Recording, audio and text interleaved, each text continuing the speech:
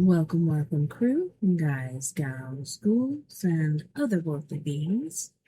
Let's climb aboard the mothership, secure our tinfoil hats, buckle down tight, and hold on loosely as we soar over the rocky tops of the La Platas on a rocky mountain high, get sucked into the vortex of the Four Corners, and settle down snugly at mile marker 420 in Colville, Colorado. I'm your ghostess, TessaTNT, broadcasting live from the Mile High Clubhouse tonight. Good morning, good afternoon, and good evening to you, and welcome to We Are Paradox Media's Late Night in the Rockies. It is an honor, a pleasure, and privilege to have you hanging out with me on the airwaves tonight. If you want to listen in your free time, whether you're working it, or working out, you can listen to me on Spreaker.com and wherever else you listen to your broadcasts and podcasts. If you don't mind, mosey on over to our YouTube page. We Are Paradox Media.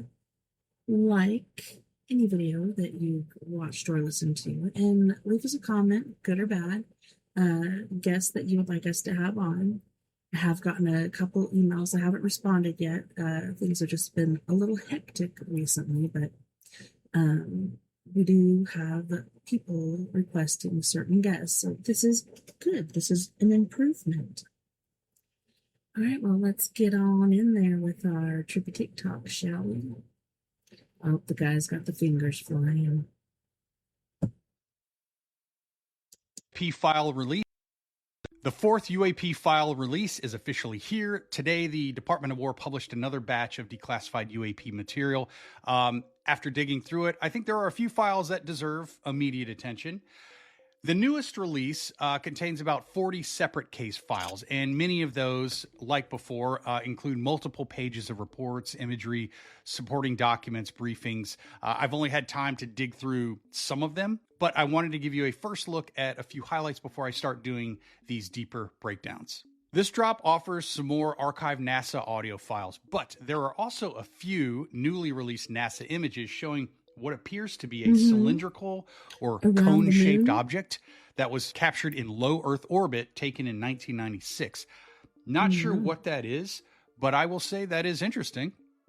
There's also additional declassified briefings from the late 1940s connected to Project Sign, and Project Sign was one of the Air Force's earliest official program efforts to investigate UAP. This release also includes everybody's favorite military infrared footage.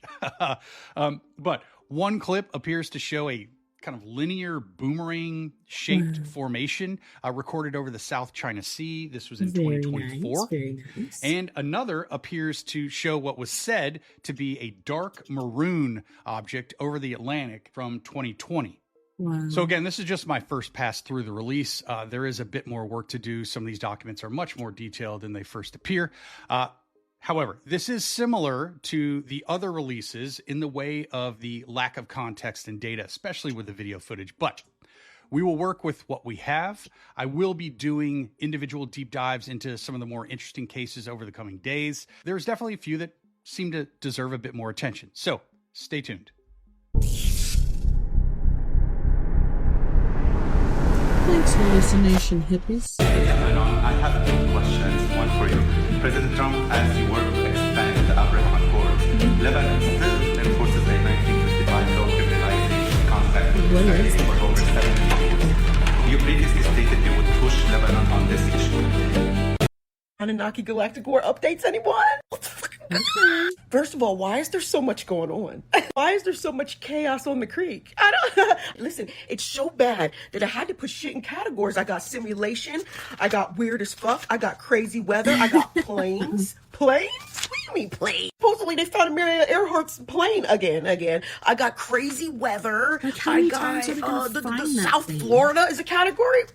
Ground meat, diseases, UFOs, UAPs, Canadian fires. I'm not going to be able to get through all that shit today, y'all. I'm sorry. Yeah, I'll do the plane stuff in a separate video. I don't even know where I want to start. Where should I start? How about right here? The Oklahoma sky trumpets are back. Great. Oklahoma, July 11th, 3:30 p.m. A group of individuals outside recording this video of what looks like a store in a parking lot with flashing lights. The weather, it looks like it's about to storm and the sky is dark and the clouds are dark. He's saying it's 3:30 p.m. in the afternoon and you hear these loud ass fucking trumpets. It's daytime. Do you hear that? Those are black clouds.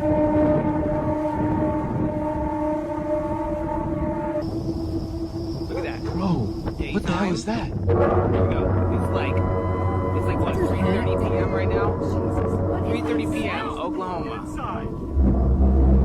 Listen, y'all.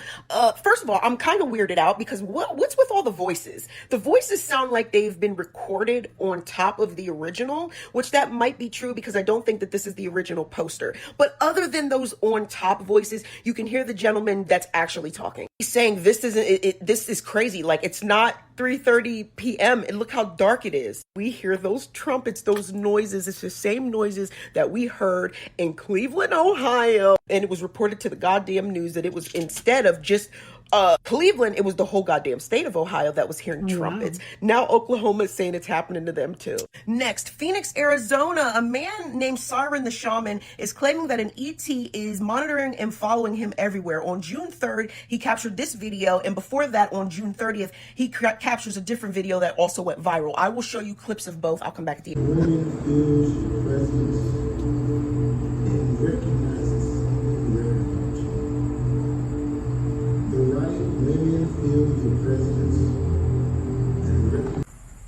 I can't make this shit up, bro. What the fuck? Wow. I can't make this shit up, bro. What the heck? That's crazy. I can't make this shit up, bro. What the fuck is that? Did it just start over again? In the same area? Jesus. Jesus fucking Christ, no. Jesus fucking Christ, no. What the fuck? I can't make this shit up, bro. They're getting closer and closer and closer. I have a story that I'm going to tell you right after this about a woman who said that there were orbs that got into bed with her parents.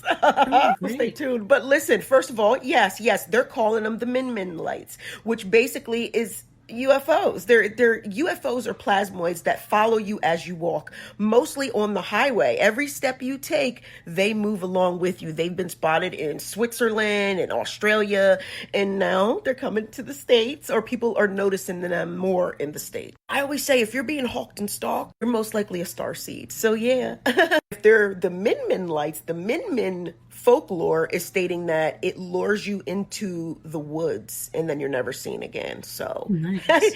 keep an eye on the Min lights. Now here's that story. July 14th, 2026, a woman named Condra comes on here on TikTok to tell her story about how both of her parents saw two orbs in their bedroom. She said her parents live on a private dirt road, like in the middle of nowhere, and behind them it's just all wooded area. Come on.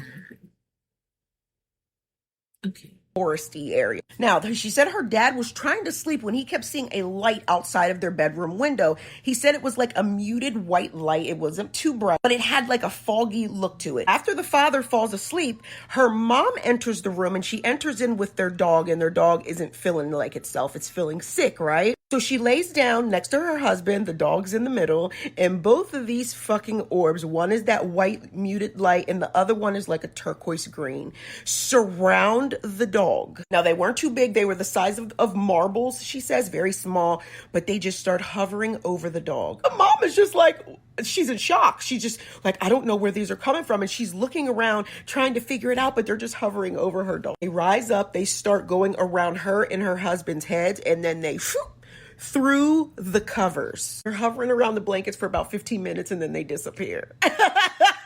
Where did they go? Well, breaking fuck the news. The White House has released footage, some of the clearest footage ever of a UFO or whatever. Don't leave until the end of this video. That is the UFO. It says breaking. The Pentagon has released a fourth batch of the UFO documents and videos, including what officials describe as the clearest footage yet, showing a large two-tiered object captured by aerial infrared sensor aboard a U.S. military platform. Mm.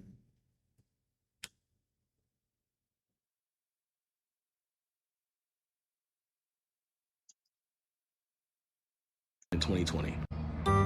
Nigga, release the files. We don't give a fuck about these ships no more. I'm gonna tell you that the energy that has been drained from the American populace and the planet for two has been so essentially diminished that we don't give a fuck if they found Bigfoot tomorrow. They could discover a whole new alien race, and I promise you, I wouldn't give a fuck less. I couldn't give a fuck of a fuck. Matter of fact, they could tell me that there's a planet-ending meteor coming towards the planet in 5 years, and I still wouldn't give a fuck. Release the files.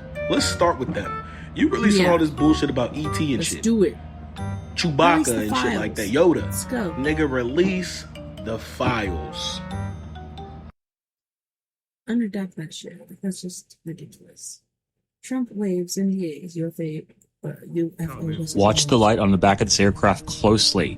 They are circling the house right now. There are 12 separate objects here. Every one of them has flight tracking. It's at the end of the video. Again, this is the original video. You can see this. I'm posting everything right now, but look closely now.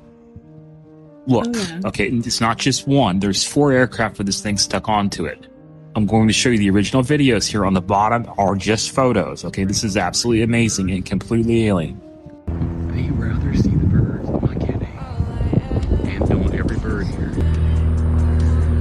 There's another airplane. That one's cool. Look, bro. Okay, that doesn't make any sense. Got both of them.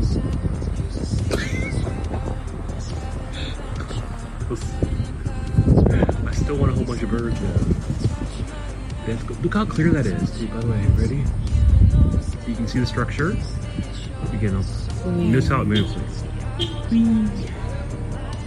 Whee.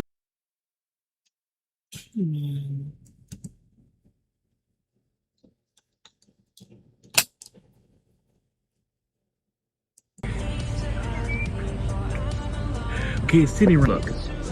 What's that?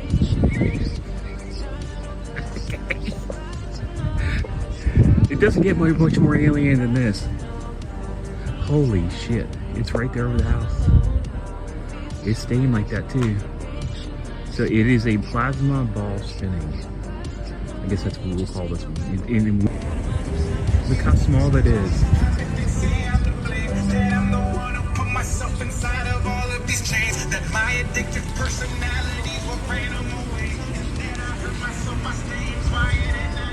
Beautiful.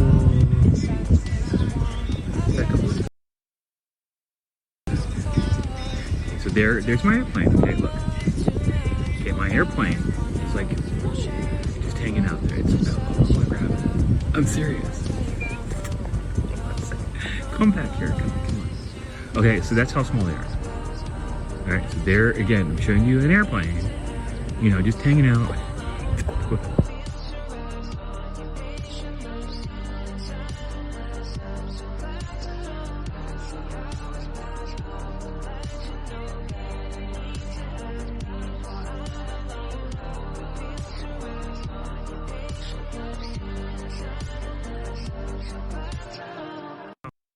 My fellow Americans and all the citizens of the earth, it has been confirmed that extraterrestrial civilizations of great technological advancement have been visiting the earth for some time.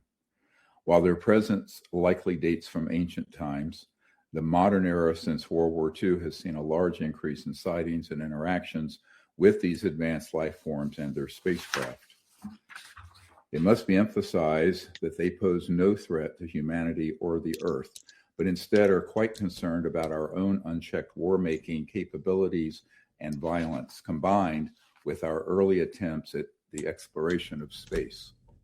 Since the dawn of the nuclear era, these extraterrestrial civilizations have made concerted efforts to do reconnaissance at all known space and nuclear facilities.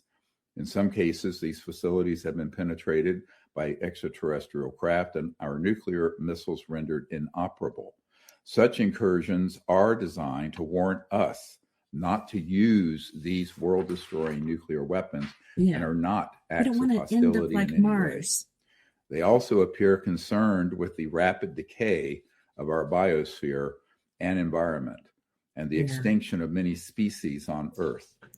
Since World War II, there have been extremely secretive and mostly illegal programs studying the energy, communication, and propulsion systems of these ET civilizations. They are currently in the process of connecting these unconstitutional and illegal operations and ensuring their proper oversight. It is time for us to disclose these momentous scientific findings to you. These technologies have the potential, if used only for peaceful purposes, to give us a new and sustainable civilization on Earth, free of poverty and pollution, and with abundant free energy within a generation. These technologies will greatly advance the world Man, this is so frustrating.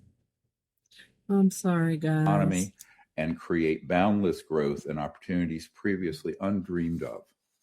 However, if used for destructive and violent purposes, these same technologies could end our civilization. The time has arrived for the truth to be known.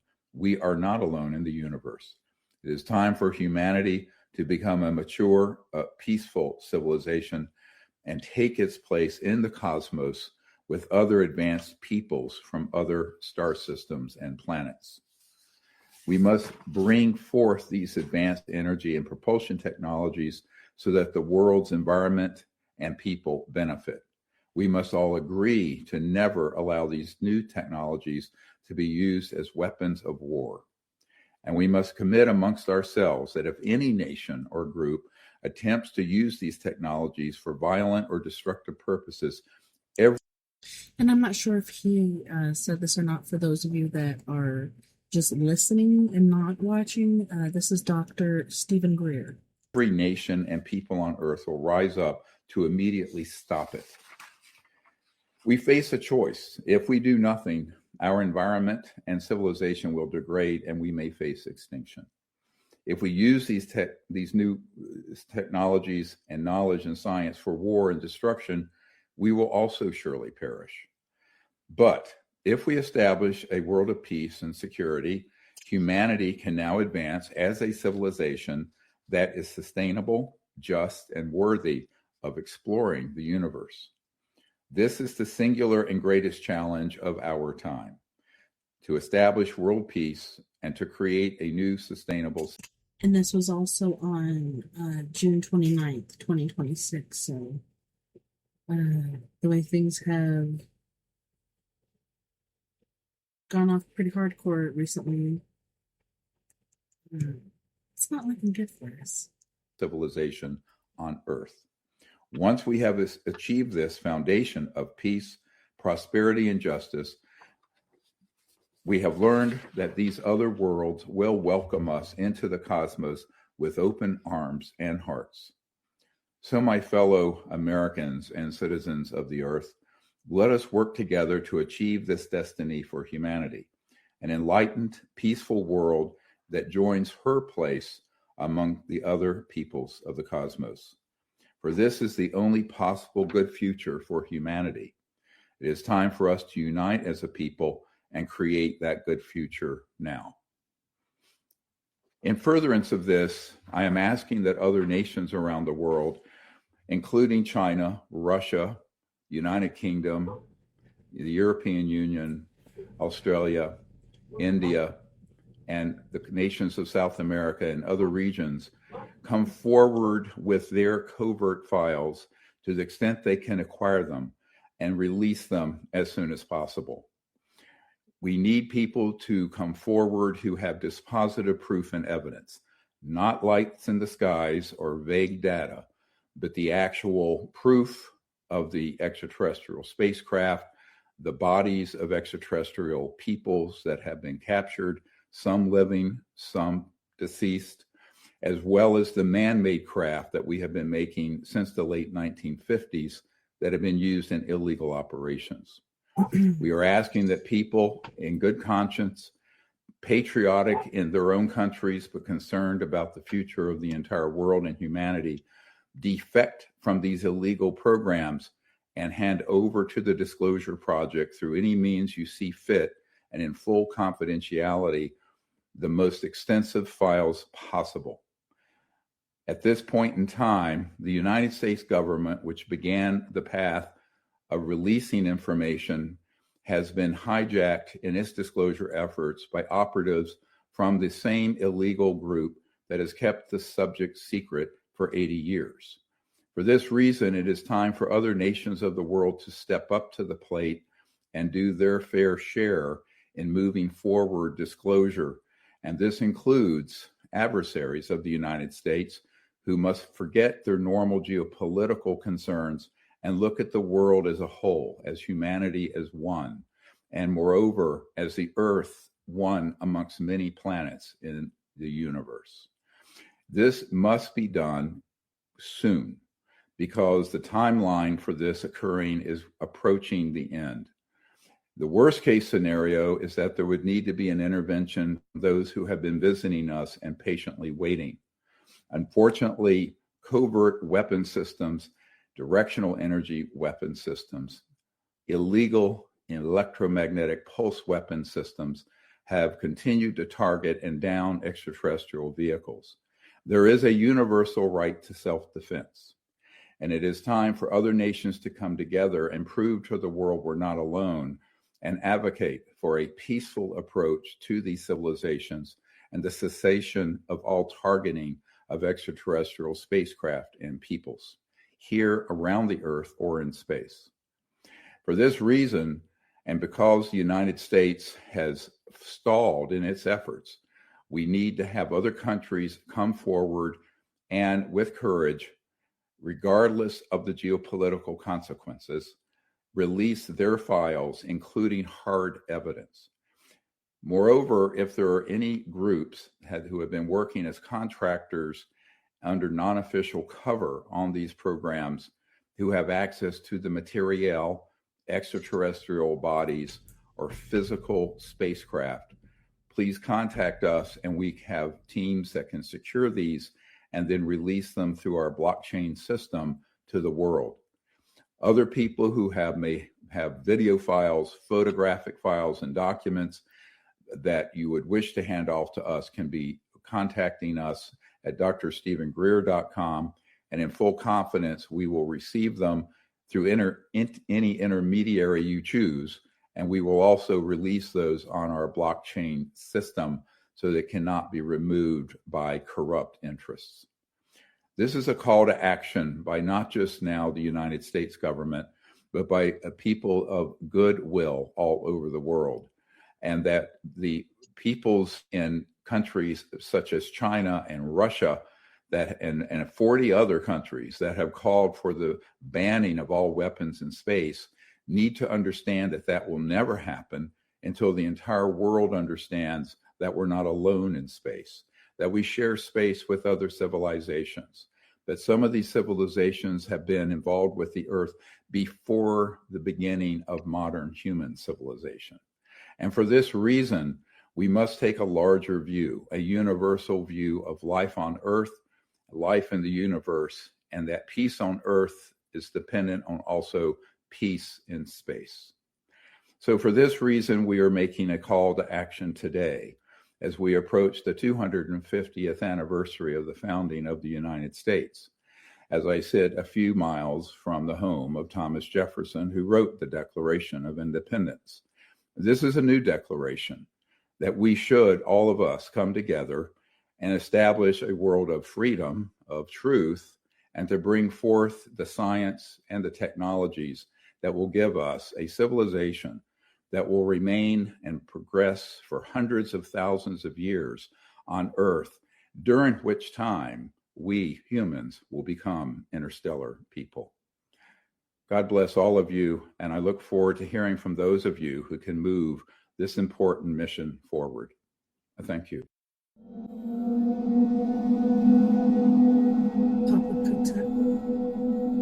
It's like a volcano. There's a UFO descending into it. Could just be getting flat by too, but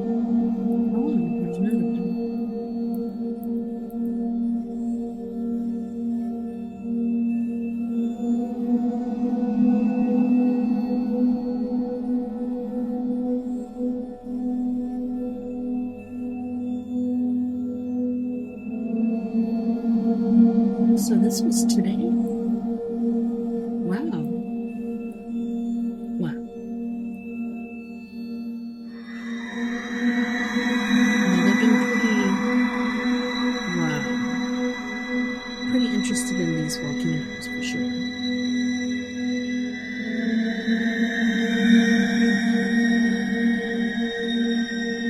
And there's been so much volcanic activity.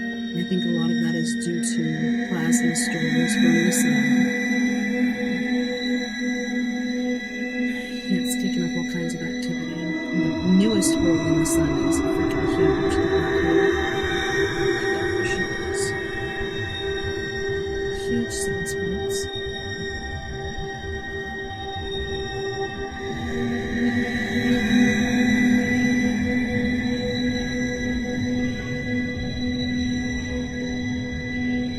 So yeah, she's showing all the activity on this volcano from space.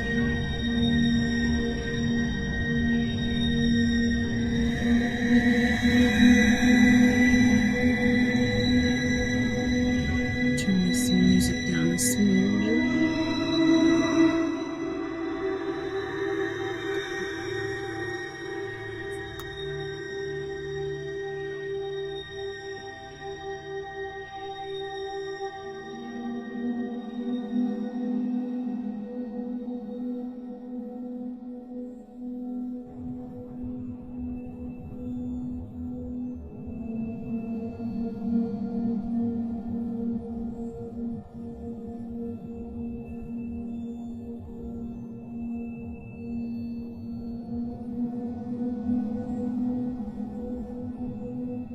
And this is in Mexico,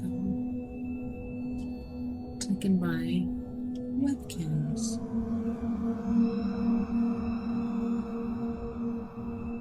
So they've been observing movement in circle size, some passing through the air, and others apparently entering the crater.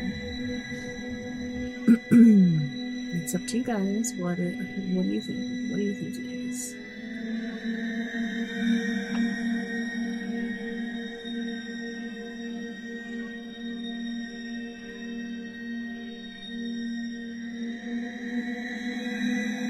Yeah, if you want to go check out more of these videos on this channel, it's dan.san81. Apoyo el canal.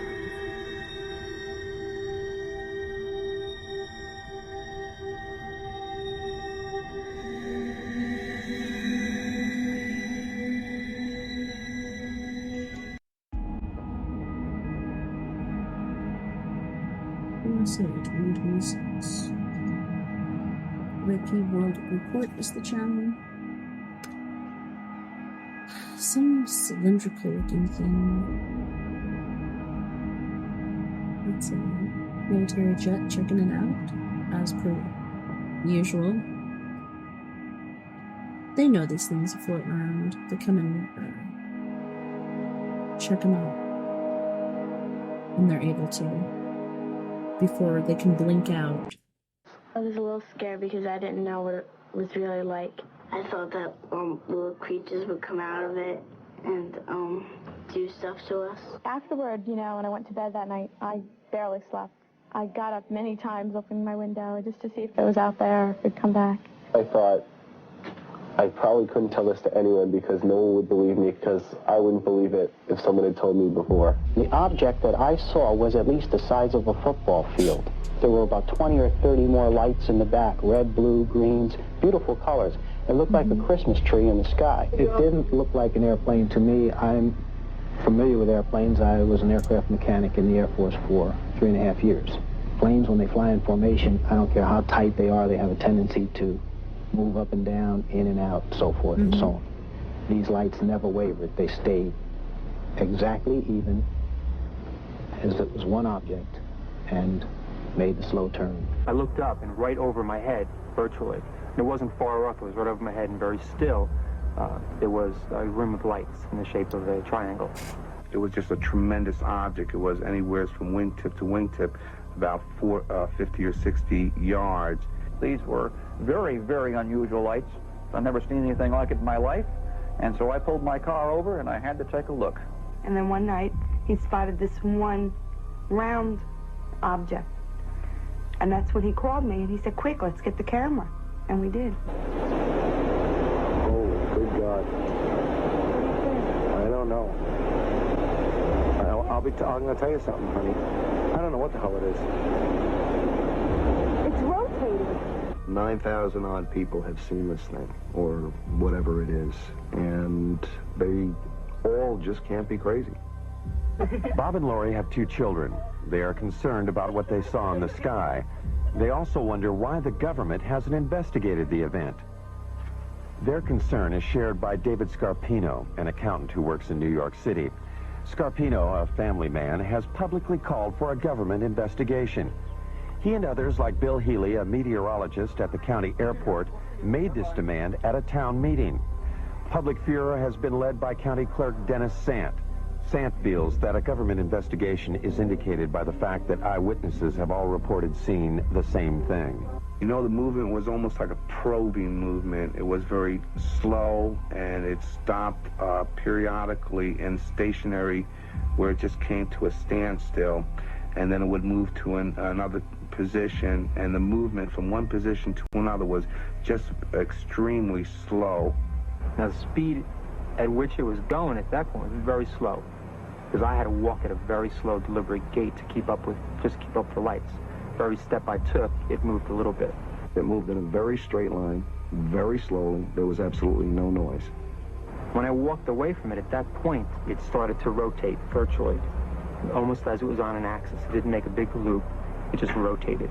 It appeared, as I said, to rotate in the sky, change lights. Aircraft, I don't care how well precise you want to be in flying those suckers, you're not going to be able to make them move 90 degrees. All right, this thing did apparently rotate. You can't do that with aircraft. I know what it wasn't. It wasn't an ultralight. It wasn't a blimp. It wasn't gas. No one's tried to tell me what it was, but I know what it wasn't. The government didn't come to me as a rational individual. As an accountant, I like concrete things. I like evidence. For them to say that I didn't see anything without really talking to me and investigating it, it means that they were trying to hide something. And that was my feeling from the very beginning. They know something. No. Yes, they know something. No, the internet doesn't want to work. Come on, man. Okay? They know something. Either they know that there's something up there, and they want to investigate it themselves and don't want other people trying to handle it, or they're doing something. But if they're doing something, then let people know about it.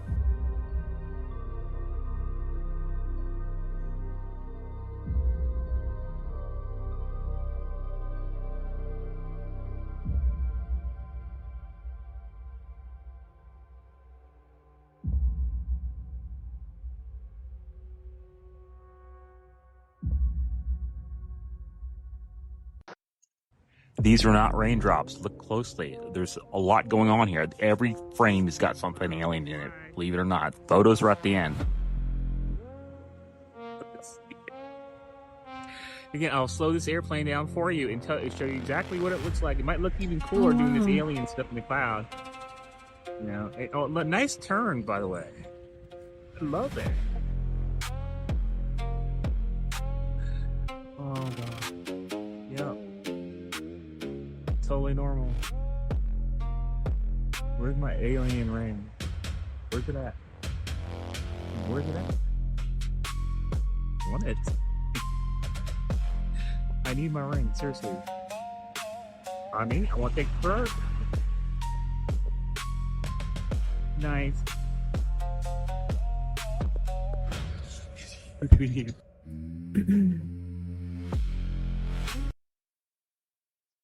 I need my spectacles. Face is all up in the screen. On the screen. It's interesting. And upsetting. You got enough, oh, hi.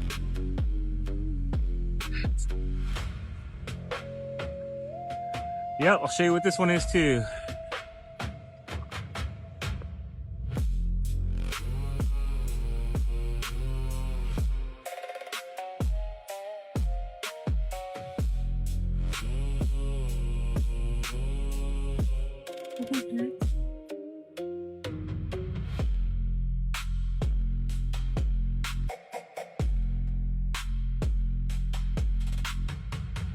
Wow, it's got some weird looking skin on it. Wow.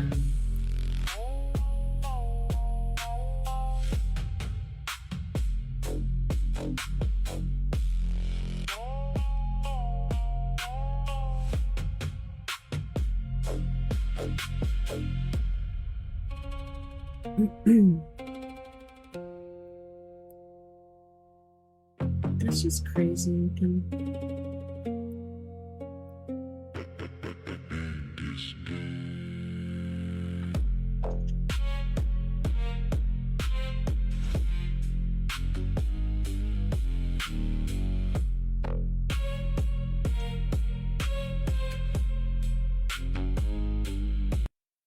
Okay, so there are rumors that have come up to the Hill of a secretive project within the Department of Defense involving the manipulation of human genetics with what is described as non-human genetic material, potentially for the enhancement of human capabilities, hybrids. Are any of you familiar with that? Yes or no? No, ma'am. I am not, ma'am. I'm not. No, ma'am. Okay, I would like to know, with Immaculate Constellation, how does this relate to UAP activities, Mr. Schellenberg, in oceanic environments? Are there any instances where the Navy or other maritime forces have encountered UAPs that could not be explained by known technology or natural phenomena? Yeah, the Immaculate Constellation.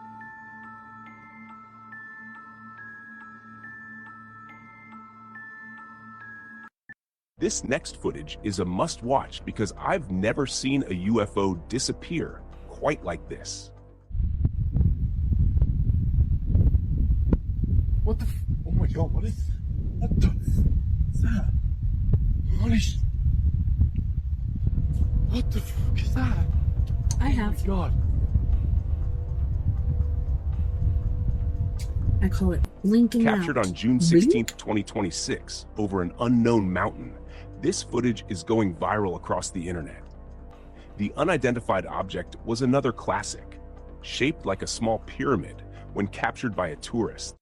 Well, this headline caught my attention, but I think the details are actually much more interesting than the headline itself, and I'll explain why. So, Representative Anna Paulina Luna just thanked the president in this post after reports that agencies have been directed to waive certain NDAs for UAP witness cooperation with federal investigators.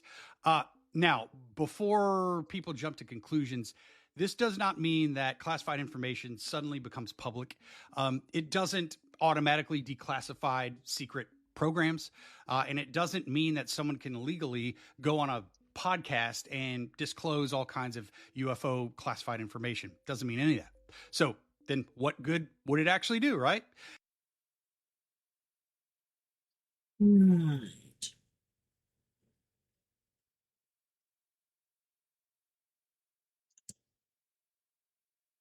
Well, it potentially could do quite a bit.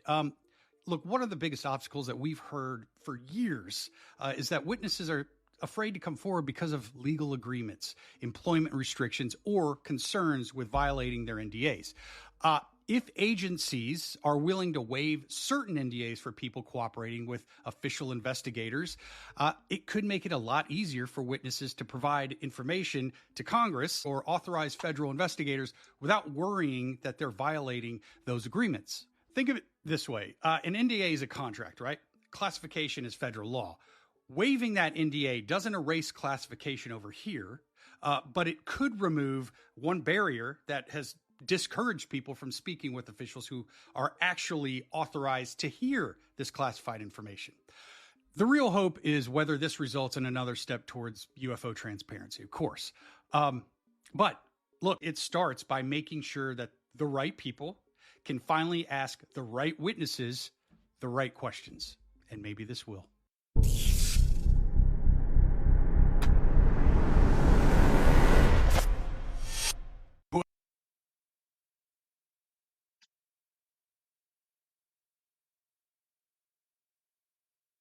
That's the UFO that looks like the ship that Superman was sent to Earth on.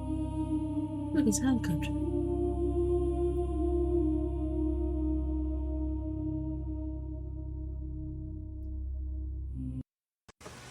Okay, watch the rain closely. Just watch. And the ground itself.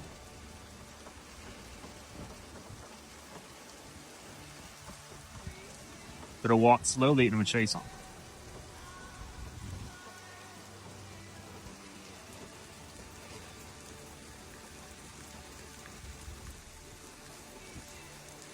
You can see where the field stops, okay? That's all I'm telling you. I'm getting wet, okay? It's even though it's alien rain, it's still freaking wet. This is not an insect. This is actual alien life. This is a holographic projection. I'm showing the projectors. There is a gnat and fly here. Believe it or not, this is alien life. Our visitors are very small. There is so much detail here. I can't show it to you on my iPhone. Again, this is alien. Believe it or not. Look at the clouds, by the way. That is cool looking. Back up, here we go. What the heck? Ooh. Okay, that's all I want to show you. Just want to show you the edge. It's a bird. Bird. Yep. Again, just because you see blue.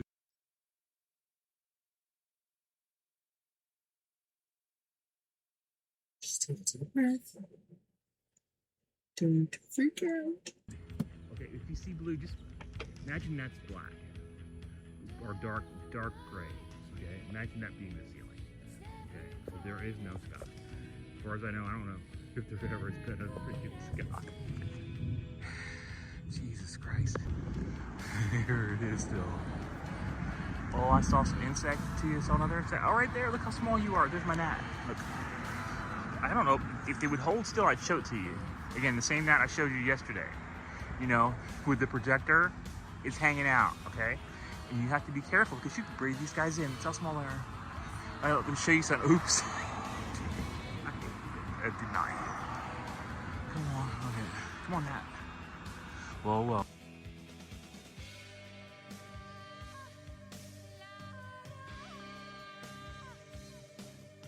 It's okay. There'd be some AI stuff.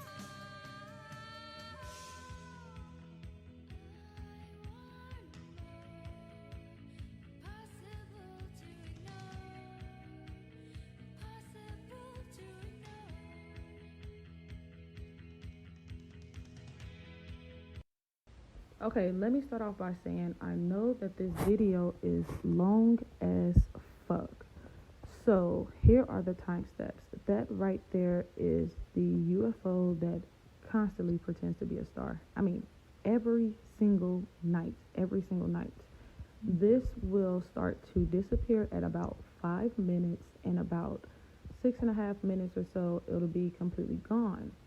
Then if you fast forward the video to about 13 minutes and like 10 or 15 seconds or so, you'll see it pops back up again, and it's moving in the whole nother direction, and it's going like really fast or whatever. So just, yeah, those are the time steps. I just didn't want to edit this video in no type of way, and I wanted to see you guys to see that this is actually something that's happening in real time.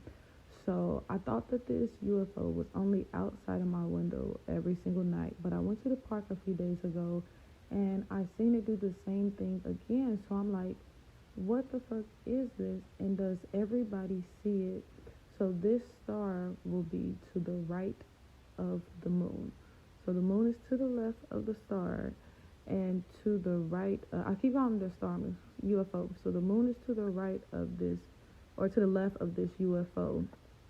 And to the right of this UFO is the Little Dipper or the Big Dipper. I'm not for sure which one it is. But just keep watching and go to those timestamps that I showed you. And this happens every single night. And whenever you see this video, go outside and look for it. It is the brightest star right. Much of what you're about to see has never been public before. The Pentagon now releasing another batch of its so-called UFO files after they were declassified by President Trump. And this morning, we got an exclusive first look. This morning, the GMA exclusive, more than 50 videos and other documents detailing strange objects in the sky, many of which the military can't explain, released in the second batch of the Pentagon's so-called UFO files. Inside, never-before-seen video like this from 2024. The Coast Guard picking up this object as it flew near a plane over the southeastern U.S. And this taken by the U.S. military over Syria in 2021, following an unidentified object before it suddenly speeds off. The service member who submitted the video labeling it instant acceleration. Others seen flying in apparent formation. All part of over 200 files released so far detailing what the military officially calls unidentified anomalous phenomena, or UAP, better known as UFOs, long an object. Hello guys, I'm just giving you a quick update whilst I'm away. I know I haven't been very present recently, but sometimes you've got to take a break from all this stuff. Right, so the third tranche has been released, and there's already questions coming out immediately about NASA's transparency issue. As you know, Bill Nelson was replaced by Jarek Isaacman as director of NASA, and I think I can't help but feel that there's some sort of forced narrative there. Like, I think someone's forced that change because Bill was actually caught saying publicly that NASA has been transparent on the UAP issue, and there is nothing that they've discovered so far that was worth discussing. Well, turns out from these tranches that are being released that Bill Nelson's now he's got egg in his face. So no wonder why he was replaced by Jared Isaacman. Jared Isaacman, I don't think has been read in on this fully. Despite him me being a massive fan of him and his lifestyle, like, I mean, literally fighter pilot, friggin' crazy businessman. He came up with this, I think the software that, one of the softwares that deals with transactions on not ATM machines, but the card tap machines. And he took like a few % of that, I think, when he sold it, but he's still a billionaire, which is insane. Anyway, let's move away from that. My point is that I think there's a reason why Bill Nelson was removed. And I think it looks like it was just done naturally. I don't think so. I think Bill Nelson was forcibly removed because of the things he claimed that I talked about a couple of years ago when he said that NASA's been completely transparent on this issue, of which they haven't. So here's some context here. So basically, as you know, the third tranche of declassified UFO and UAP files has been released. What makes this release different is not simply the number of documents, it's the fact that NASA-related material is now appearing alongside Pentagon, CIA, FBI, and military records that were kept from public view for decades. The question many are now asking is simple. If these discussions and records existed all along, why weren't they disclosed or released earlier? This is the problem we're having, you see, in that people are literally getting egg in their face all over the place, and it's not making any sense. The Apollo 16 revelation, one of the most discussed elements of this latest release, is reported NASA discussions linked to Apollo 16 era. June According 14th, to the release, so I love Mr. Not Robot. All right. Pictures of different craft. What's on the bottom of them? What?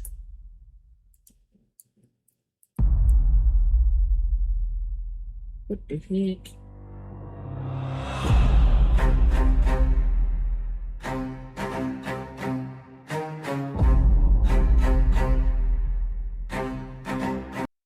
Way to go, Mr. Burleson. This is actually a bigger deal than a lot of people realize, but it's also not what some headlines are making it sound like.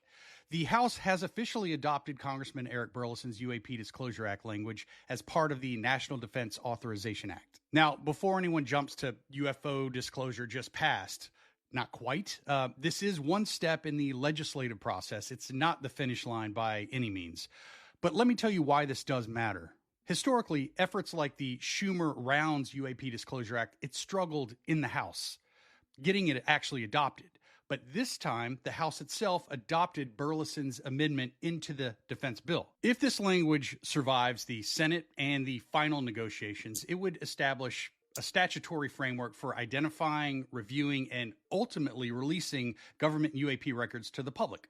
But this would still allow certain records to remain protected under specific national security exemptions. So this isn't full disclosure all at once, but procedurally, this is probably one of the more meaningful legislative steps that we've seen on UAP transparency in quite some time now. But all eyes are going to be on the Senate and what happens next.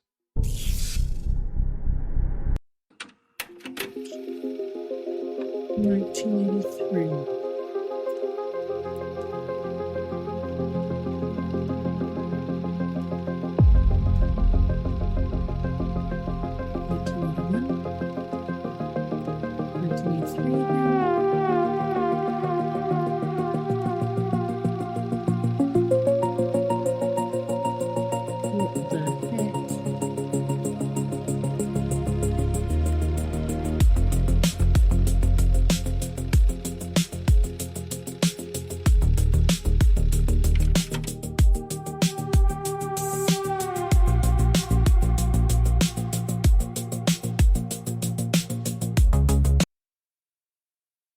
Pentagon just dropped a new orb footage. 72 new UAP files. Hey everybody, let's talk about some of the latest things going on in the UFO world right now. So there's a general with black budget clearance who is now suddenly in charge of the US military, and we'll talk about why that's potentially interesting. James Fox announced that he's releasing decades of UFO tapes, and we'll talk about that. And Congress is gearing up for another, hopefully explosive, public UAP hearing. So let's break it down. Trump's new chairman of the Joint Chiefs is a surprise pick for many people, retired Lieutenant General Dan Kane, and he bypassed the traditional promotion ladder. This is because he used to run Special Access Programs, SAPs, Classified Research and Development, where many think legacy UFO technology could live. He was also the CIA's top Pentagon liaison, so he knows where secrets are buried. So some think that this might be a surgical move to prepare for disclosure. I'm not so sure about that one, but I do hope. James Fox just announced that he's uploading over 150 vintage UFO tapes dating back to the 90s, and it's all going to be for free. He's been on the front lines of investigation for decades, making documentaries, so this archive could contain some never-before testimonies and encounters, and I sure hope so. In Mexico, Dr. Stephen Greer is studying the mysterious Bugosphere. He says that samples will soon go to scientists. That's super interesting. But things did take a turn, and he claims that men were impersonating police officers, and they tried to break into the vault where the...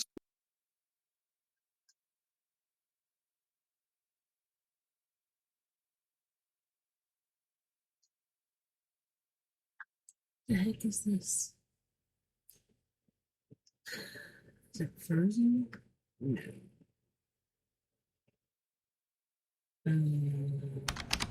Strange encounter UFO. Strange encounter. UFO over Porto, Portugal, the 19th of June, 2026.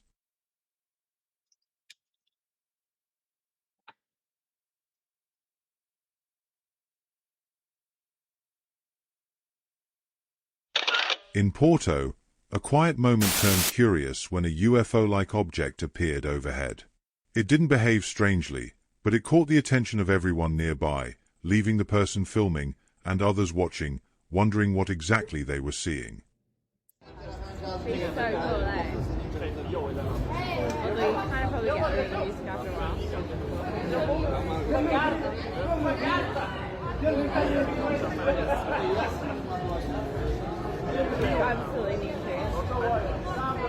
It's so hard to get clear footage of this stuff, you know? If it did something anomalous, like shoot up to the sky, then we'd know it's a UFO, but it just looks like a drone.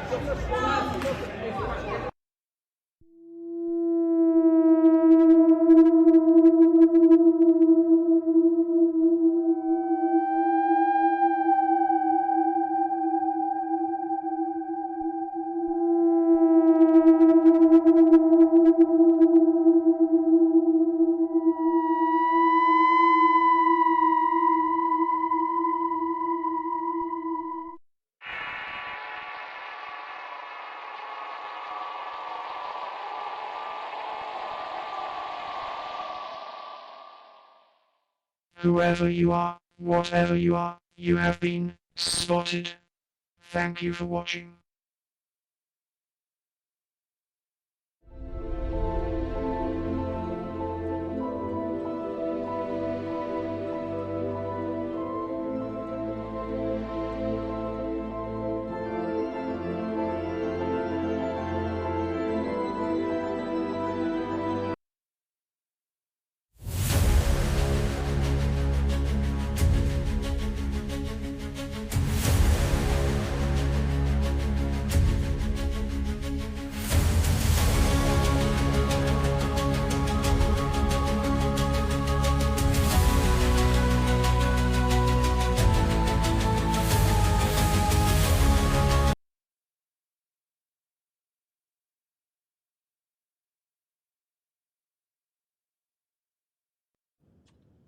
Morning, friends, family, and anonymous followers. You know who you are.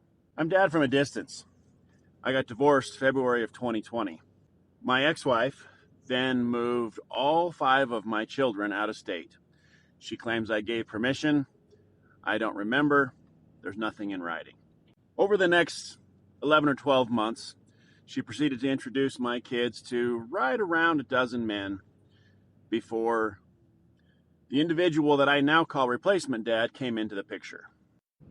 Now, replacement dad was still married at the time. He'd been married for a whopping 18 months when she came into his picture. But there is no task too small or too large for my ex-wife to undertake. So she helped him get divorced so she could move into that spot.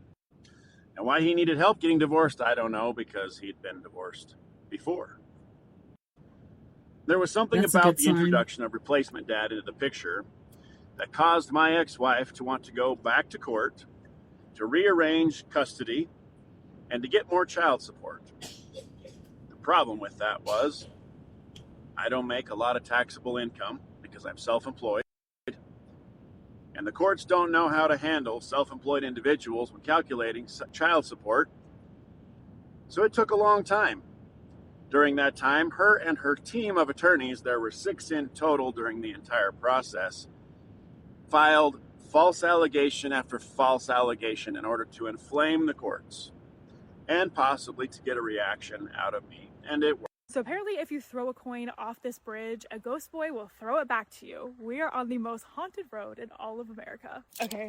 So I brought these coins for the ghost boy. Which we need to tell the story of this ghost boy. Well, there's not even really a story associated with him. Like, they think maybe he was a boy that got into an accident. But all we know is that if someone throws a coin over the edge of the bridge, he'll throw it back to you. I will fucking shit myself. I will shit right in this video, and you can all see it. Could you imagine? What side do we go on these cars? I guess we just need to be very careful. Like, we gotta be very careful. At least we have lights. Passaic County, Clinton Road Bridge. Guys, this is so freaky. Apparently he's down there, so let's throw a coin. Okay. Before we get hit by a car. Okay, I'm just gonna like...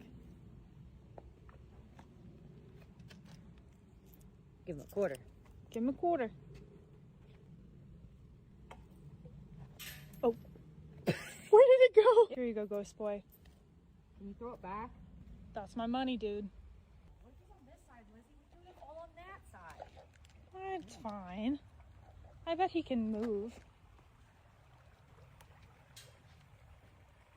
What the fuck was that noise? Did you hear that? I don't know what that was. Did you hear it though? Yeah. There was a noise under the bridge. Is there anyone here? I'd love to talk to you. Messenger. Okay. Okay. Do you have a message for us? Saw a light in the woods. I'm not. I don't want to get serial killed. No, it wasn't real. Okay. I know it wasn't real. It was very like, honestly, Lizzie, it looked like a super, super transparent red orb. I'm hearing things. I'm being attacked by bugs. That as well. Did you make a noise in the water? Did you splash in the water? Is there a boy here or someone else that wants to talk? It literally just said Paula. Paula Dean. Paula Abdul. Jeez, the bugs are crazy.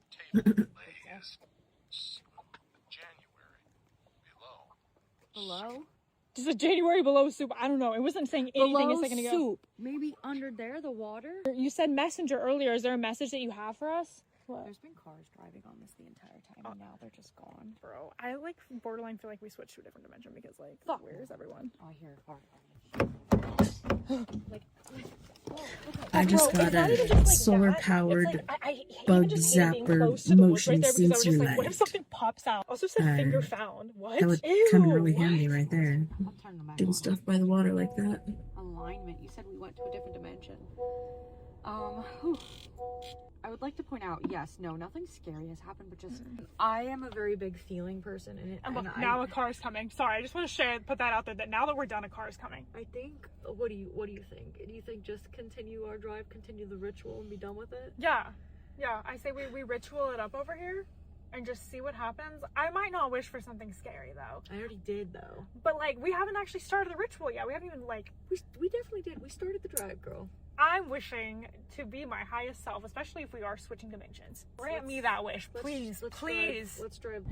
Now, walk mostly. Now we have officially started the 11-mile ritual, and we just have to keep going for 11 miles and not pay attention to anything on the side of the road. Ignore the voices from inside the car, and this is mile 1. Right now, I think we're approaching mile 2, so this is where we might start to see things like in the woods, and we just have to ignore it.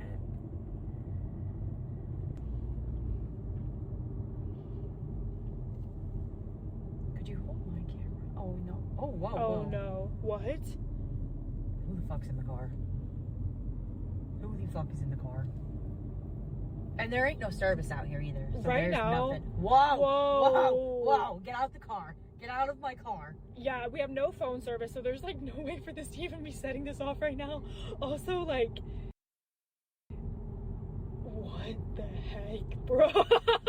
There's no power lines out here either. I would like to point What that out. the There heck? are no power lines out here. And most of the time, this is not going off. And Lizzie's. Do you guys want to hear something crazy? Yeah. No, really, this is bizarre. When I was a baby, my mom met a man. She married him. He raised me until I was 8 years old. I thought he was my father. He was my stepfather. One day he went to the store. He never came back. I did not see him for 21, 22 years. If you hear licking sounds, it's my cat. These two paintings were in the dining room of my childhood home. And then when I became school age, I would come home from school. I would sit right in front of them and I would speak to them as if they were my parents. I would talk to them. I had some weird connection. Right around this time, from like toddler to like 6, 7 years old, every night before I went to bed, I had these footsteps that would come down the hallway, and the metal doorknob in the old Victorian house would rattle, and this lovely couple would come in, and I was so excited to see them. They would talk to me, they would smile, and they would tuck me in. I did reach a point, probably about 6 or 7, where I had finally addressed it, where I said to my mother and my stepfather, you know, if I don't get to bed soon, like my friends aren't going to be able to come tuck me in, like something like that. There was something that triggered this, and, you know, to their surprise, and who tucks you in? And I explained to them, you know, that I had these two people that came in and tucked me in every night, and they were pretty freaked out by it, but also at that point in my life, they'd been freaked out by a lot of stuff that I said, so I don't think they paid it too much mind. Fast forward again, my mom and my stepdad get divorced, okay? My mom kifes these. She takes them. She puts them in a storage unit.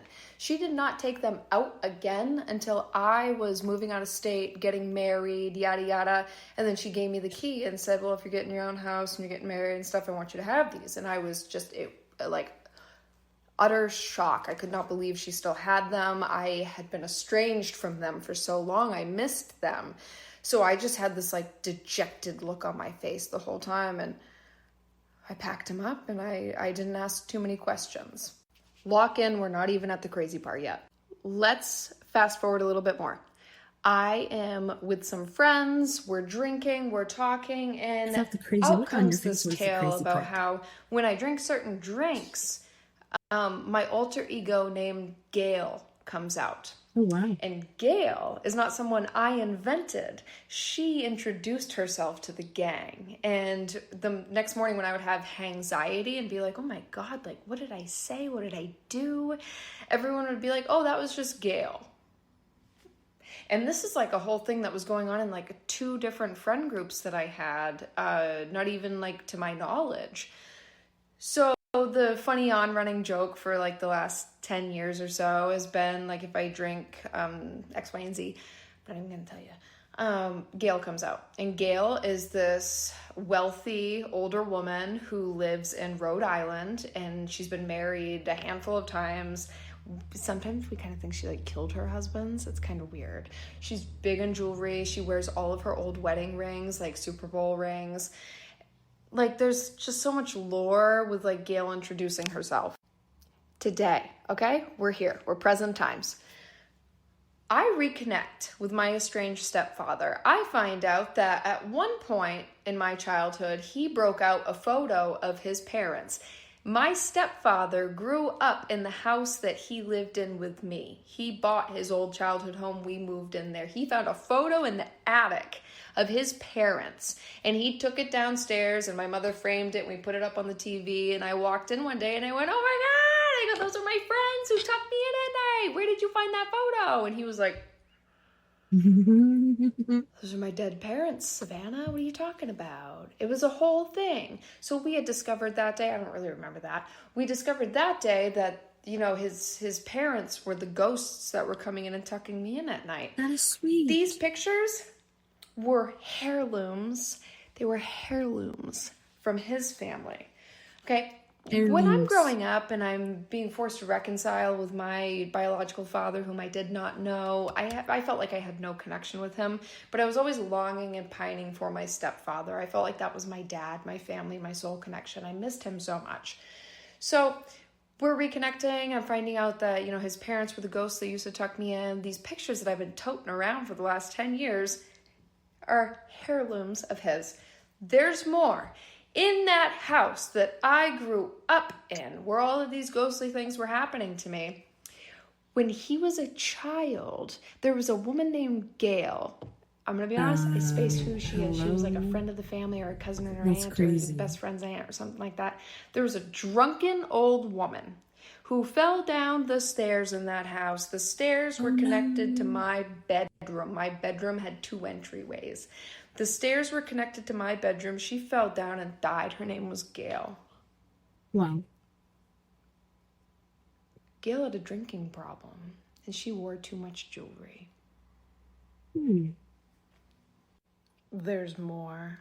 My stepfather's mother, the ghost that would come in and tuck me in at night, I found out recently, a couple months ago, her and I share the same birthday because my stepfather texted me and said, happy birthday on my birthday. We just reconciled within this last year. Like, we just started talking. I found it odd that he remembered my birthday, so I actually said to him, I was like, you remembered my birthday after all this time? And he said, yeah, you and my mother have the same birthday. He asked what I was doing for my birthday. I told him I was going to the Omni Hotel in the White Mountains, the White Mountain Resort, Rushmore. New Hampshire, Omni, big white, red roof. Everybody loves it. I love it there. I've always wanted to go there. My boyfriend, my lovely boyfriend, he made arrangements for us to go celebrate my birthday for a couple days there. Oh, nice. And that was on my bucket list. I had always wanted to go there. Why did I want to go there? I used to have dreams that I was in the ballroom dancing. I had never been there. I had never heard stories or seen pictures, but I just always had this yearning to go. When I was married, I always asked my husband if he would take me there, and he'd say no. That's why I have a boyfriend now. So my boyfriend took me there.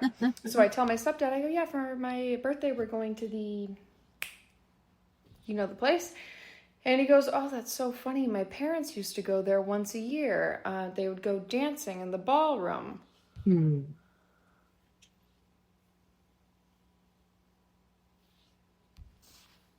Well, anyway, I'm going to get cracking on this book here. I got to finish this thing. And tomorrow, that stepdad and I, that old guy, we're going to go shoot some golf balls and have a good time. Yeah, tomorrow we're going to hang out. So anyway. Sounds fun. Why the fuck did they make me somebody uncle? Some little kid said they was going to shoot my nephew. So now we deep as hell finna go get their ass. Where they at, bro? Say no more. There's some little white boys fucking with my nephew and these kids right here. So my petty ass finna take their ass over there to press the issue. Hey! Bring y'all little ass over here! Bro, I'm petty as hell, bro. Go get y'all motherfucking dad right now! Bro, I'm not gonna chase y'all. On my little brother, I'm not gonna chase y'all the last. If I gotta run, I'm gonna beat y'all at. Alright. Come on, let's play ball. Let's play ball. Motherfucking dad. Go get y'all motherfucking dad right now. Go get y'all motherfucking dad. You don't got no dad? You better call some motherfucking body. So which one of y'all the last said y'all was gonna shoot my nephew? Huh? Little orange shirt. Where your parents at? Go get them. I don't give a fuck where they at. Go get your parents. Go get your parents. I'm right here with you, and if you run, I'm gonna call the police on your little ass. Where y'all other friend just go? Cause why he run off?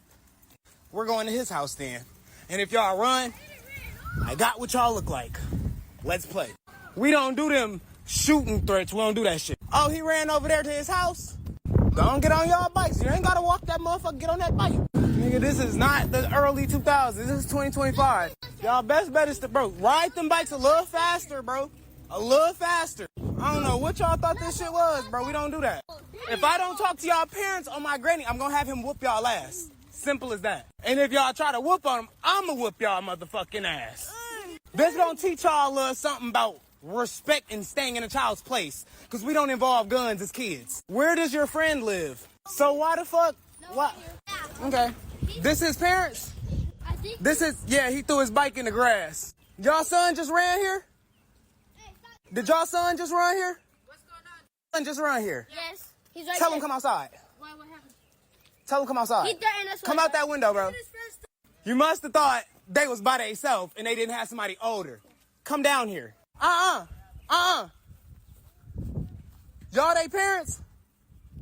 You come over here too. Now what I was gonna do is let these kids beat they motherfucking ass. But I'm an adult. I'm gonna ask 6 feet. Do not walk up on me right now. I'm gonna ask for 6 feet. I'm being so serious with you. I'm being respectful. 6 feet, step back. And I'm trying to figure out what the hell. Your kids? Yeah. Why the fuck do they feel the audacity to tell some other motherfucking kids they gonna shoot them? Really? Yeah, really. Pulled me out my fucking room because of this shit. Right. Me handling it how I want to handle, I was gonna beat your kids' ass because they look old enough to get a little ass whooping. I don't think y'all whoop their ass enough. Take care of it. Take care of it. I'm not gonna leave till you take care of it. I suggest you fucking leave. I suggest, bro, I'll stand right here, bro. I'll handle it with you. What's the word? How you want to do it? You don't handle your kids, I handle you. What's up? What's up? I'm old enough to get on that ass. What? What? Oh, all right, you better whoop their ass, because if you don't whoop their ass and they come back around this motherfucking corner, I'm gonna whoop their ass. Where that little boy at? Apologize. Y'all little niggas get over here and apologize or I'm gonna whoop everybody's ass. Daddy's mamas included. Dead homies. One word, I will have my dog come bite the fuck out y'all. Dead homies. Say no more, watch this. And if you grab a gun, I'm gonna tear this trailer up. How you wanna play it? How you wanna play it? You wanna grab a gun?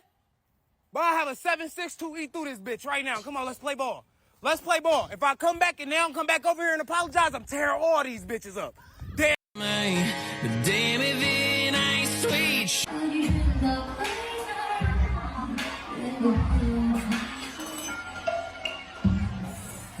Pretty cute.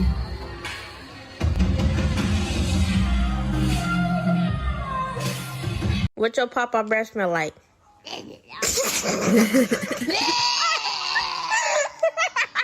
Give me some. I have to get this stuff out of here.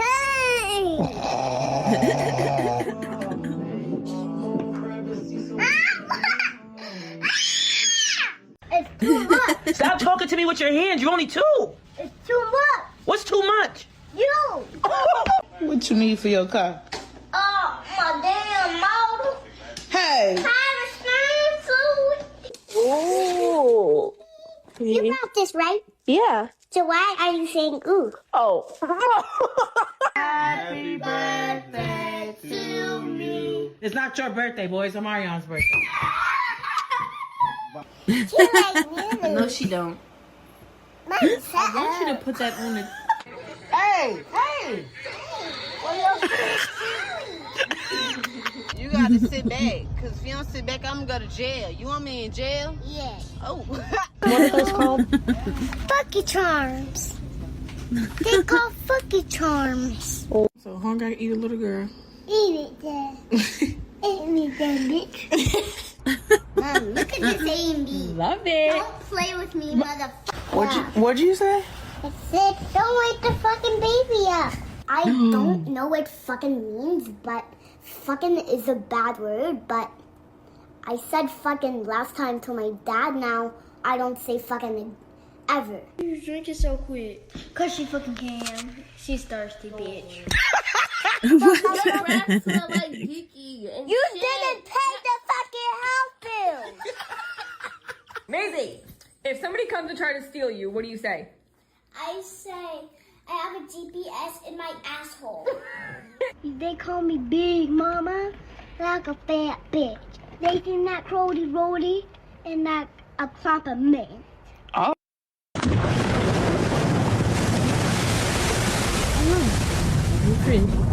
These holy monstrosities are known as the Ophanim, and the Bible describes them as massive creatures. With bright wheels inside wheels, they're covered in eyes and surrounded by fire. The Bible says that Ezekiel actually sees 4 of these Ophanim. Each appear directly below each one of the cherubim. Whenever the cherubim move on the earth, the Ophanim move with them. All 8 of these creatures move as one. Many of you are probably thinking at this point that Ezekiel just ate some really old pizza before going to sleep that night. But when Ezekiel saw these creatures for the first time, he knew exactly what God was trying to say to him. The word Ophanim is actually just Hebrew for wheels. It's like these creatures are forming some sort of vehicle. One with 4-wheel drive. Get it? Because the...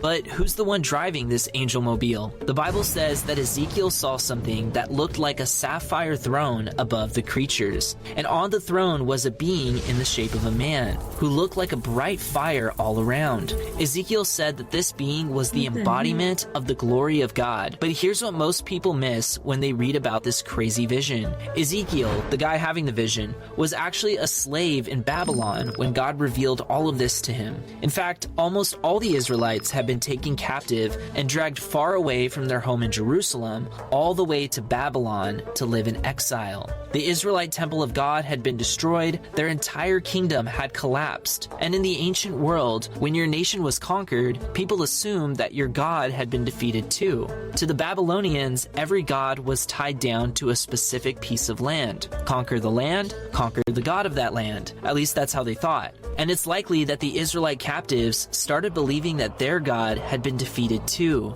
But then Ezekiel sees something shocking. God's throne isn't stuck in Jerusalem. It's moving. And it's moving toward Babylon. The cherubim, the wheels covered in eyes, the fire, the lightning. This wasn't just some weird angel vision. This was a statement. God is on the move. He isn't tied down to some temple. In fact, all the images given of these crazy creatures would have reminded an ancient Israelite of the temple that was destroyed. Depictions of cherubim were inside the temple. The presence of God was inside the temple. The only part that wasn't represented inside the temple were the Ophanim, the wheels that can move in every direction.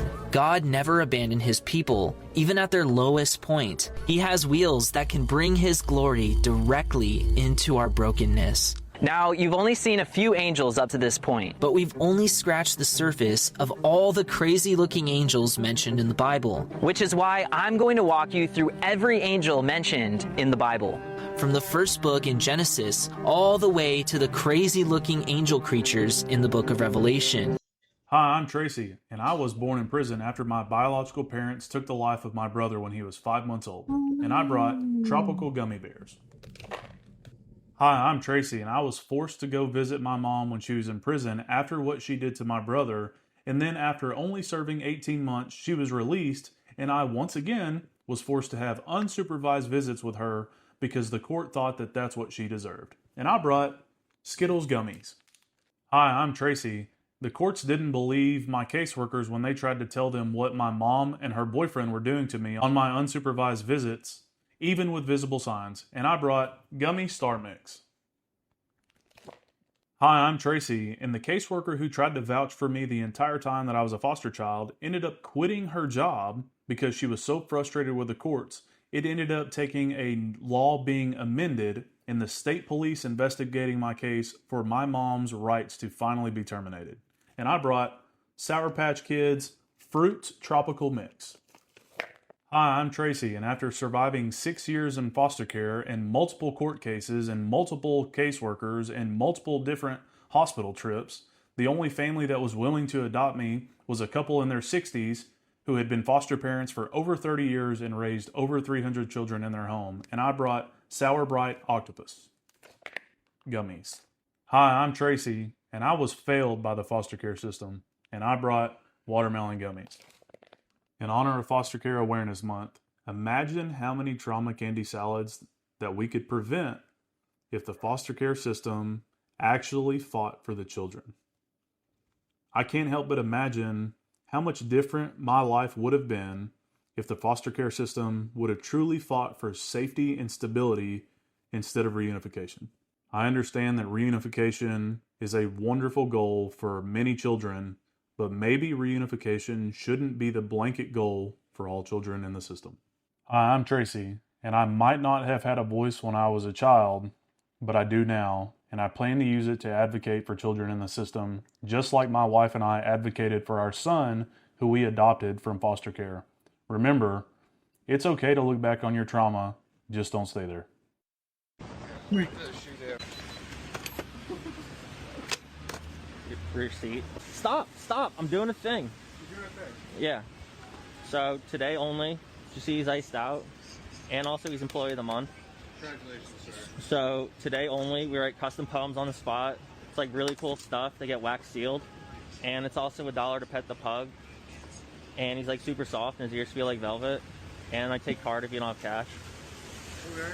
And we're never gonna be here again. You're never gonna see us ever again. I think I might have $5.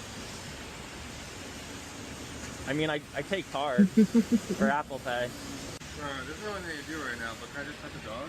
You gotta take a number.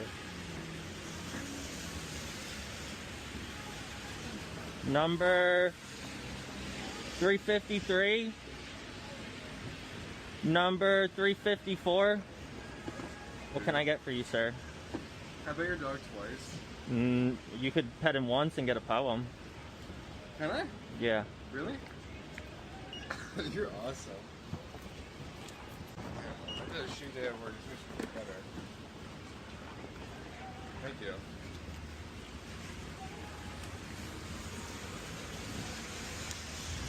Here, give me your hand. Or wait. Rear seat. Just ripped you. So it's all you can pet. So if you come back, and here's a loyalty card. So it's buy 9, get the 3% off. Oh my god. And then actually, that was great. here's an after pet mint. I love your chain, you're iced out. Super iced out. Super icy. You do this all over the city? Yeah. Yeah, what's your name? Zach. Nice to meet you, Zach.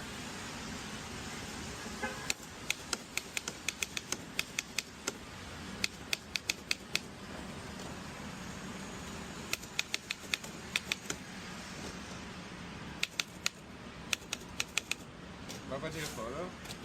Nah, photos are free. I don't know what my favorite part is. There's so many amazing things going on.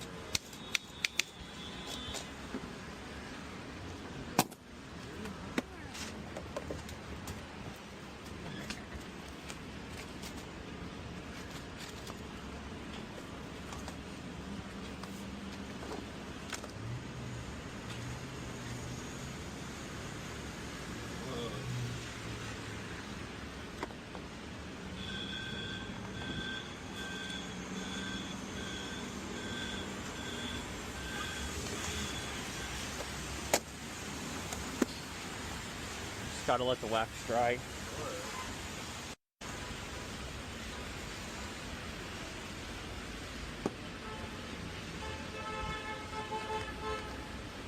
Whoa, whoa.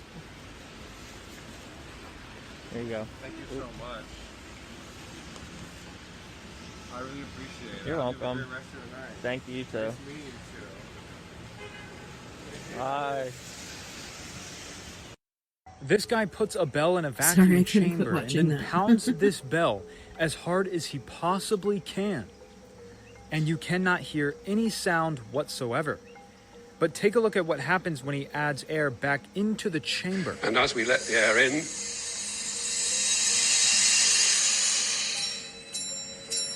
think you can hear the bell quite clearly. And that's a very nice experiment to demonstrate how air is needed for the transmission of sound. Air is needed for the transmission of sound. So with this being said, why don't we take a look at this spacewalk where we can hear sound in the vacuum of outer space, which makes literally no sense at all.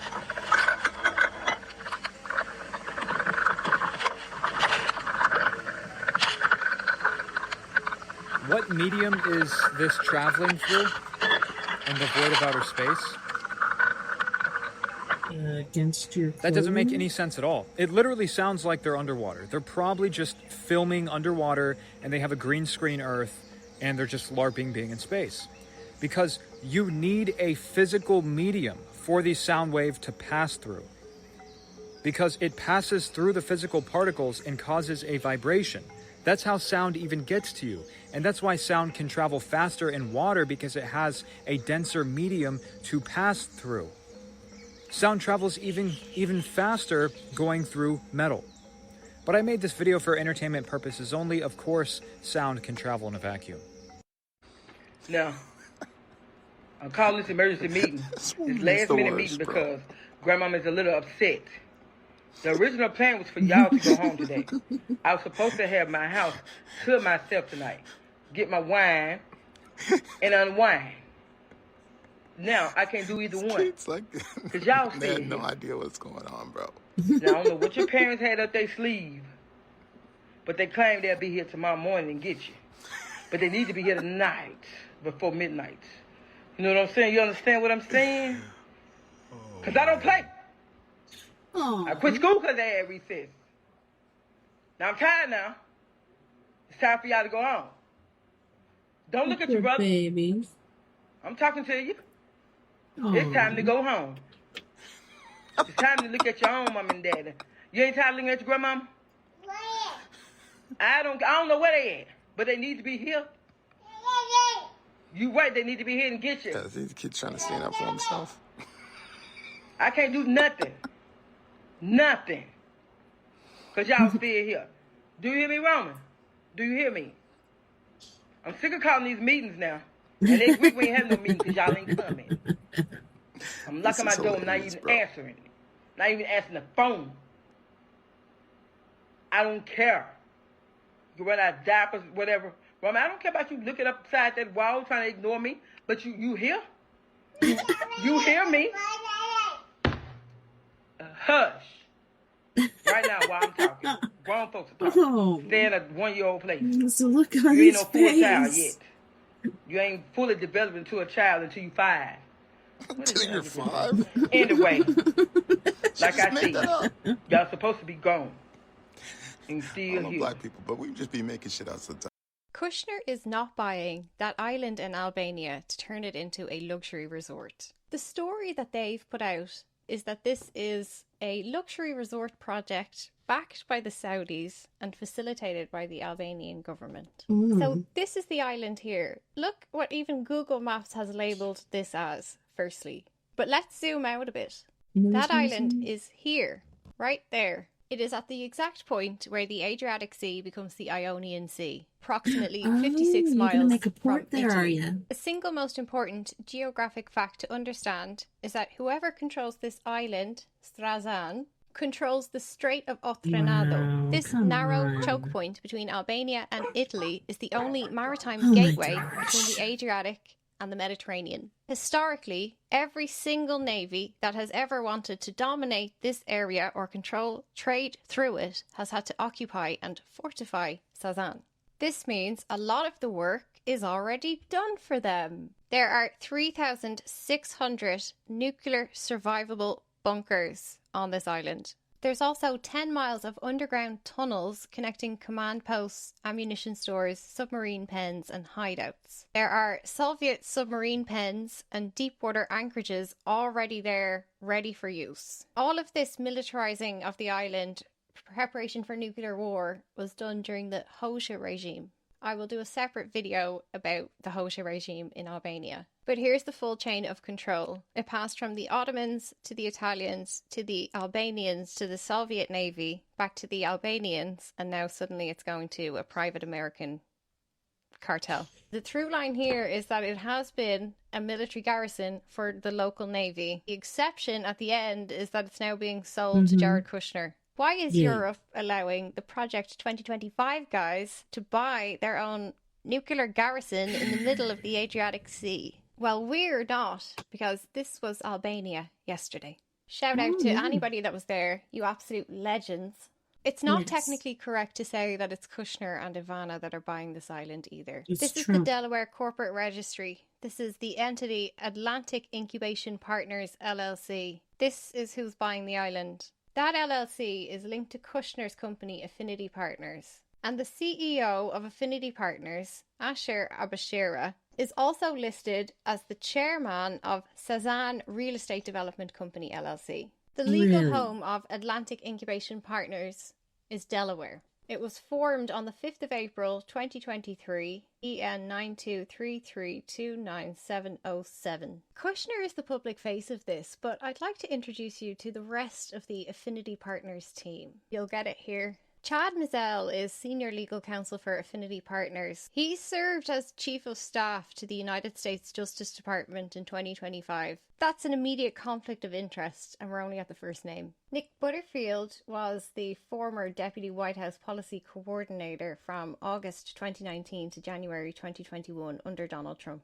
Also, before that, he interned during George W. Bush's administration. When you search for Lauren Key, the first thing that comes up is the letter that the US Finance Committee had to send her in this CFO role a year ago, saying specifically, I write seeking information relating to the recent revelation that 99% of the investment funds that you are managing is coming from the Saudi Arabian government. This is Chairman Wyden's letter to her, where he literally opens it saying, it is deeply concerning that several Middle Eastern governments are using funds managed by Affinity as a means to pay millions of dollars in fees to the president's son.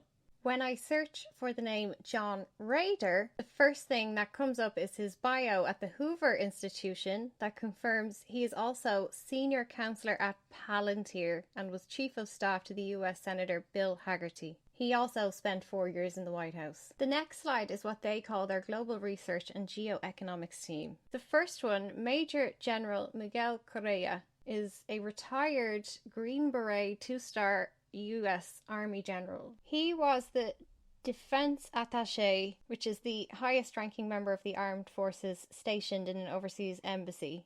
He was in Dubai. There, he coordinated a secret 2017 US Special Forces rescue of a downed Emirati helicopter in Yemen. He saved a wounded Emirati royal and became the personal hero to the Crown Prince. He is credited with coining the name Abraham Accords.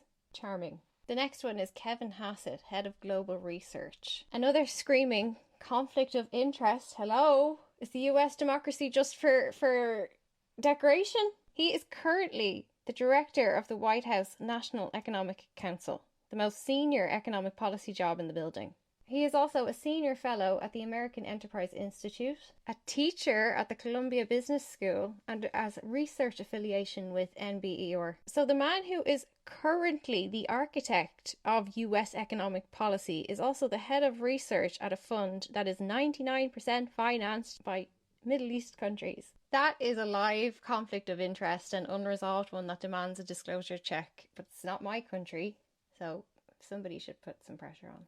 And then this one, Cale Klingenpeel, is the former chief economist at the America First Policy Institute. You know, the Trump-aligned policy shop? Now, they're partners. Asad Nayavi is also a partner at Apis Partners, a private equity fund, and Wolfenson Fund Management, another private equity fund that was founded by the previous World Bank president James Wolfenson. He's also ex-Lazard. It's weird how I read those positions as crimes, but he would probably hear them as a flattering compliment. But anyway, the pattern across his CV is the same machine, extracting fees from the poorest people on earth and dressing that up as inclusion. It's similar with the second one. Brett Perlman is also PE investment banking.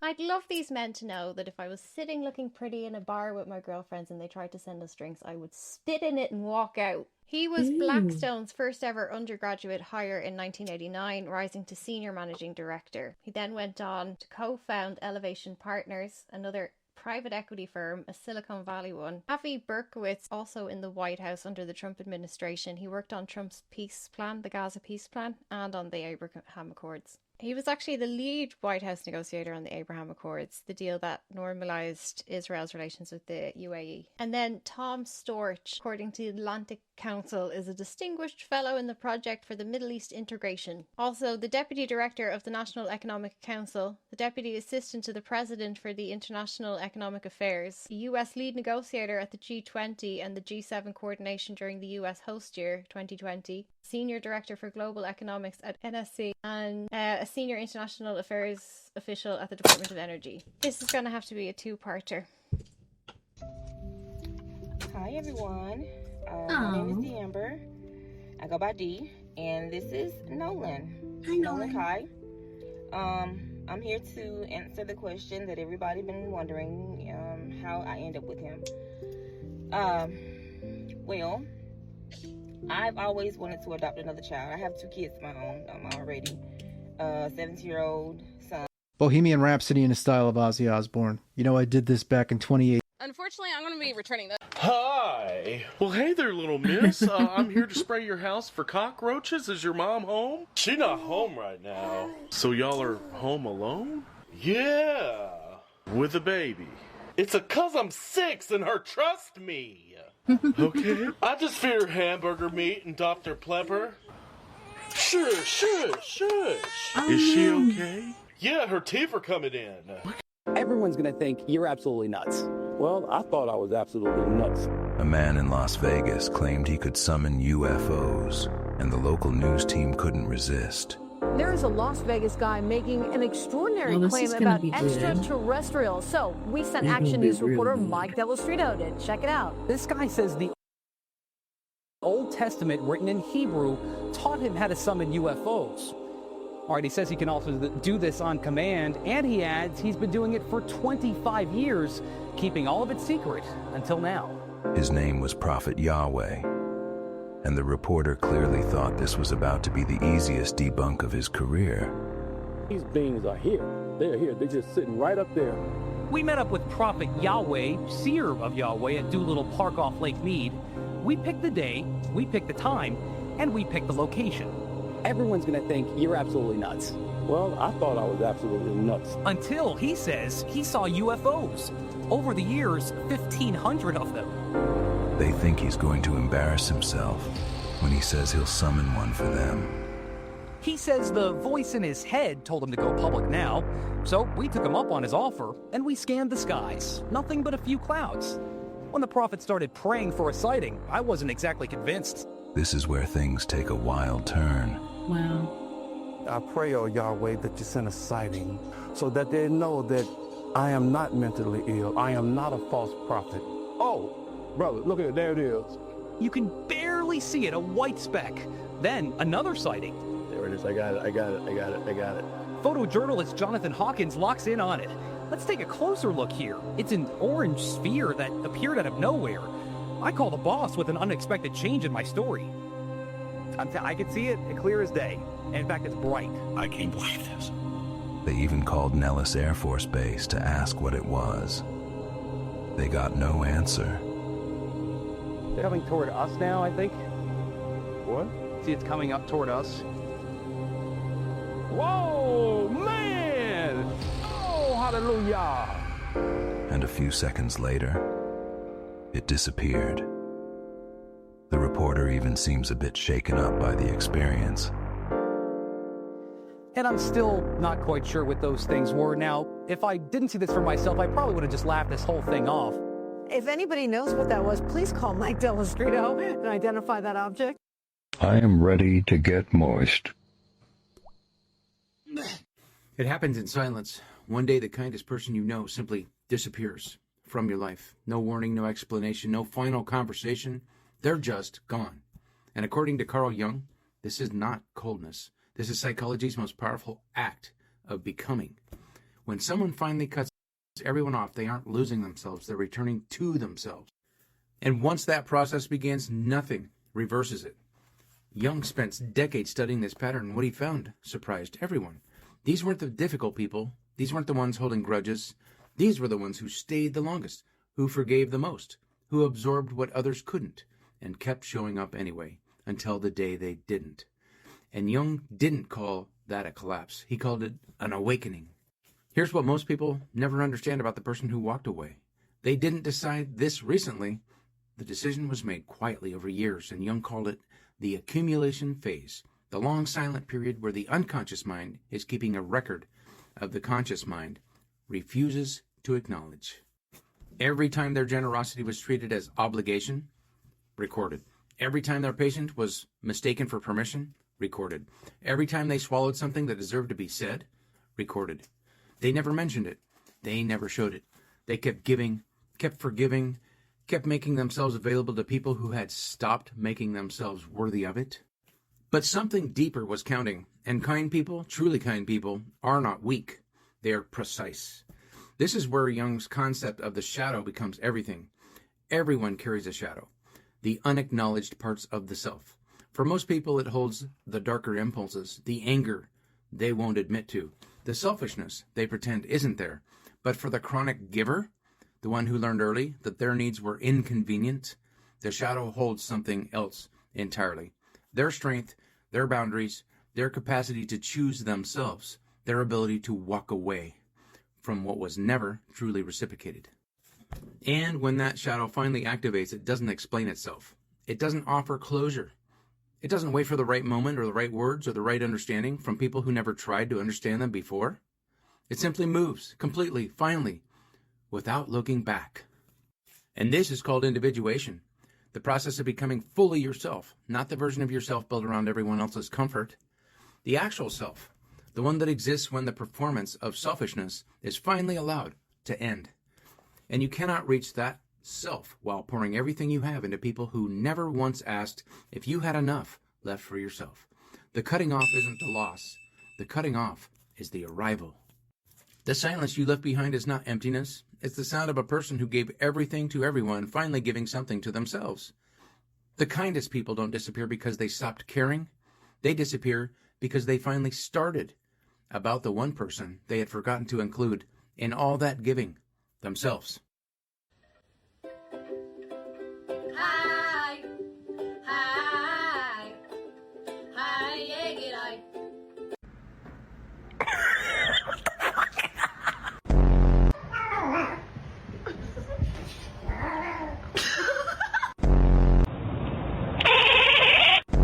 I'm evil, kitty, said evil kitty.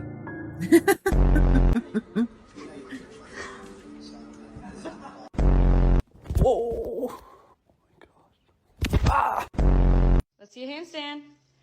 Damn straight. Are you hungry?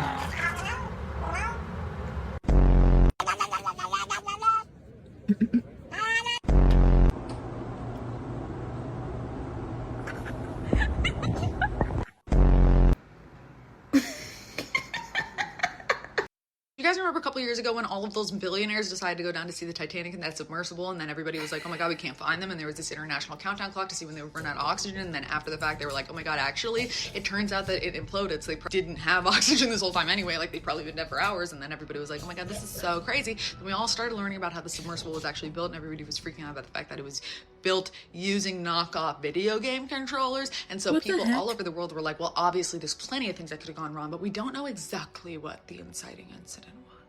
Yeah. We don't know exactly which sketchy thing caused this tragedy. I just looked at this thing all this time later for the first time. I can tell you with great confidence from one photo, looking at the outside of this thing, why it probably imploded. And I'm not the only one. Anybody else who has like even introductory understanding of like aerospace engineering should know. Quick history lesson, the history of building subs. Built with steel. Steel is so fucking strong. We are really lucky to have that element available. It's actually crazy how valuable steel is, right?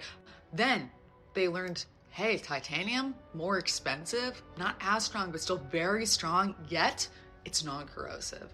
And that's a big win. And it is lighter, which is like not that important for subs, but like it's nice for transport. Like that makes it a little easier for us. So it's ultimately worth paying a little bit more because it's non-corrosive. So, you know, like it does better in the water.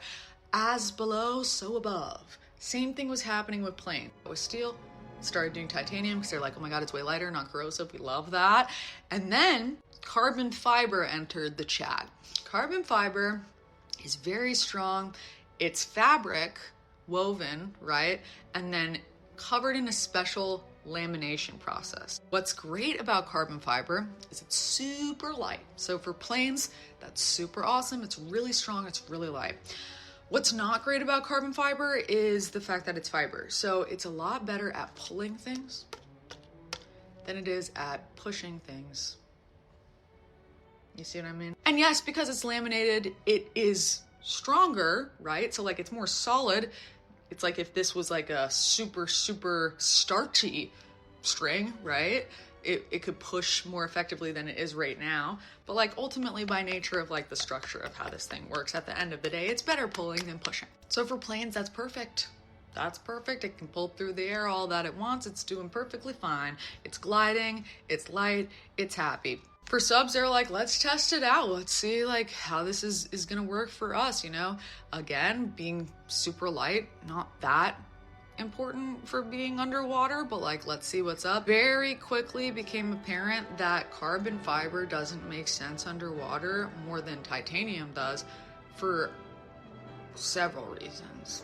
And this is something that we've known for over 60 years. So this is happening 60 years ago, right? They go under with the carbon fiber and it does well for a while. Carbon fiber can go underwater for a while and it can be perfectly good because it's still very strong. But again, that whole push-pull thing is a problem because when you're underwater, you're being pushed on constantly. So if you're not that great at something like that, over time, kind of wears you down.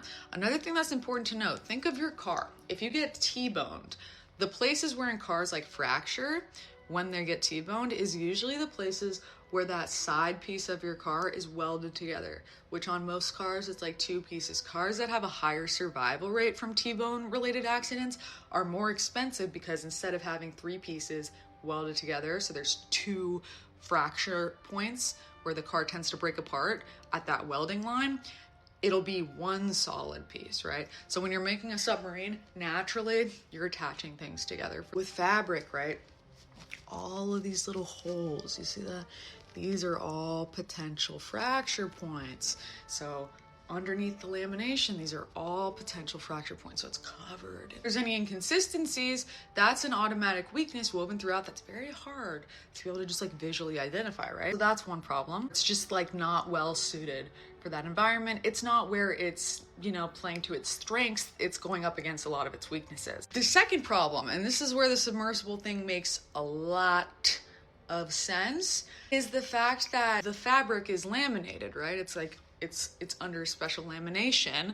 That's why it's like hard and it's got like that glossy look to it. Salt water, very corrosive. Anybody who's got a beach house property knows how annoying just the air by the beach is, right? Your sub, it might do very well underwater, completely made of carbon fiber. 1 time, 2 times, 3 times, 4 times, 5 times. But every time that it's in that salt water, the lamination is being stripped. And so it's not before long that somewhere on this carbon fiber is going to be delaminated to a point where collapse is imminent. And you just need one tiny little needle point under this oceanic pressure, especially at the depth of the Titanic, which is extraordinarily deep, for collapse to occur. So what the fuck is up with them using carbon fiber? Good question. The guy who made the submersible, he wanted to build rockets for a really long time. Rockets, airplanes, that's all carbon fiber. A lot of times people who are like inventive, they'll pick an element that they sort of like have a special interest in. They kind of imprint on like a baby duck. It's a problem. You'll see them try and work it into stuff needlessly a lot of the time, where you have to be like, hey, you know, we gotta have some self-control, time and place. You know what I mean? Like, let's optimize stuff. For me, my favorite element is bismuth telluride. This guy, carbon fiber seems to be something that he really had an interest in and really favored. Eventually he got to this point where he decided, like, you know what, actually space isn't the final frontier, the ocean is. And it seems as if he carried this hyperfixation on carbon fiber with him, since it was an element he knew and loved and thought was really awesome. It's also a unique way to build a submersible because like no one else is really doing that, you know, so you're a little bit more likely to have a novel design, get some more patents on that, get some more protection. While other rich people are trying to colonize Mars, he's trying to colonize the ocean floor. When he starts his company, he goes out, he tries to get engineers to build these submersibles. They basically laugh him out of the building when he brings up carbon fiber because they're like, yeah, this isn't like new information. We like straight up know that this doesn't work in this environment. If you want to try something novel and something new, go ahead. But like this is neither novel nor new and we know it doesn't work. So basically no ethical engineer would agree. Also, pretty much everything that they were trying to do was illegal, but they were able to get around it because they're doing all this in international waters. So they were trying to do a don't ask permission, ask forgiveness kind of thing. No one was willing to build this design for them because they were like, this is just so crazy. This flies in the face of everything that we know as engineers, which is why they had to build their own, which is why it looks very sort of like MacGyvered together because it is. Because it is. And this is also why he was able to have multiple successful trips in his submersibles made of carbon fiber. And then suddenly something goes super wrong because it probably got delaminated. There was only one button inside to go up and down. Like the controller literally did one thing. Had like a safety line in place in case like the tech inside the submersible malfunctioned. None of that is going to be of any benefit to you if the submersible delaminates because you are dead immediately. It seems obvious to me that that's exactly what happened. Mystery solved. This comment section blew my mind. The creepiest coincidences in history. Charlie Kirk's death is way too similar to the movie Snake Eyes from 1998. Look up the movie. Even the main character's name is Charles Kirkland. It's crazy. So I looked it up and the coincidences are pretty insane. That dude who survived a ship sinking was horrified of ships for decades and only got over it to go on the Titanic. Alexa, play Ironic by Alanis Morissette. The owner of the Twin Towers, who famously never missed a day of work, had a doctor's appointment on 9/11, and his 2 kids who also worked there also missed work that day. When Tom Brady went to clone his dog, he also gave away his DNA for scientific purposes. And in that same year, born in the same month as Tom, was Drake May, and they are literally the same height and same weight on the dot. Coincidence? I think not. Oh my god, this is actually kind of crazy. Childish Gambino and Donald Glover have the exact same face structure. Wait, you're telling me this is 2 different people? What? Every single rich person that was against the Federal Reserve coincidentally died on the Titanic. Every rich person in favor of the Federal Reserve backed out of going at the last second. I could do a whole video just on Titanic conspiracy theories. The amount of musicians who have died at the age 27 is kind of eerie. It's true. It's called the 27 Club. Look it up. Super sad. Enzo Ferrari died in 1988. German soccer player Mesut Ozil was born in 1988. Look up both of them. Also, sorry if I mispronounce these. Whoa. Weird. Anne Hathaway's husband, Adam Schulman, looks uncannily like Shakespeare, and Shakespeare's wife was also named Anne Hathaway. Wait, you guys look at this. Look at this. How did I not know about this? Jeffrey Dahmer was baptized, Ed Gein was arrested, and John Wayne Gacy was euthanized all on the same night that was a full moon. Creepy. The last 2 people to come close to developing a water-powered engine were poisoned and killed in the Buffalo Tops mass shooting. What? Some random private citizen based in Stamford, Connecticut, where the WWE headquarters are based at, uploaded to Wikipedia the death of Chris Benoit and his family hours before the actual event took place. I didn't know it was from where the WWE headquarters were based.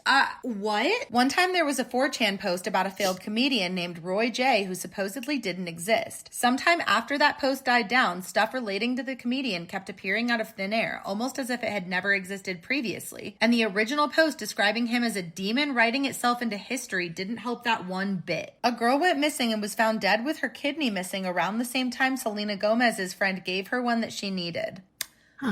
What? Respectfully, I am not going to try to pronounce this name, but he survived the first atomic bomb being dropped on Hiroshima and then fell home to Nagasaki, where he then survived the second atomic bomb as well. What? If you look at the map of missing people in the U.S. and then look at the map of caves in the U.S., they almost 1-to-1 overlap. 5 children went missing at a pizzeria, and soon after, the animatronic mascot started having a foul odor coming off them. Oh, what? The man who invented Gatorade died of thirst. Oh my God. Sorry, but wow. The guy who sang Last Christmas died on December 25th, Christmas Day of 2016, because of a heart problem. And in the song, he says, "Last Christmas, I gave you my heart." Whoa. Not sure I'll ever be able to listen to that song the same way again. A psychic told Natalie Wood's mother that Natalie would die by drowning, and then she lived her whole life afraid of water, and then she drowned. What? A survivor of the Parkland school tragedy has a grandfather who survived the 1949 Camden Walk of Death. In the 1960s, a man appeared in a Japanese airport with a passport from another country that didn't exist, and it had been stamped several times by other countries. Wait, what?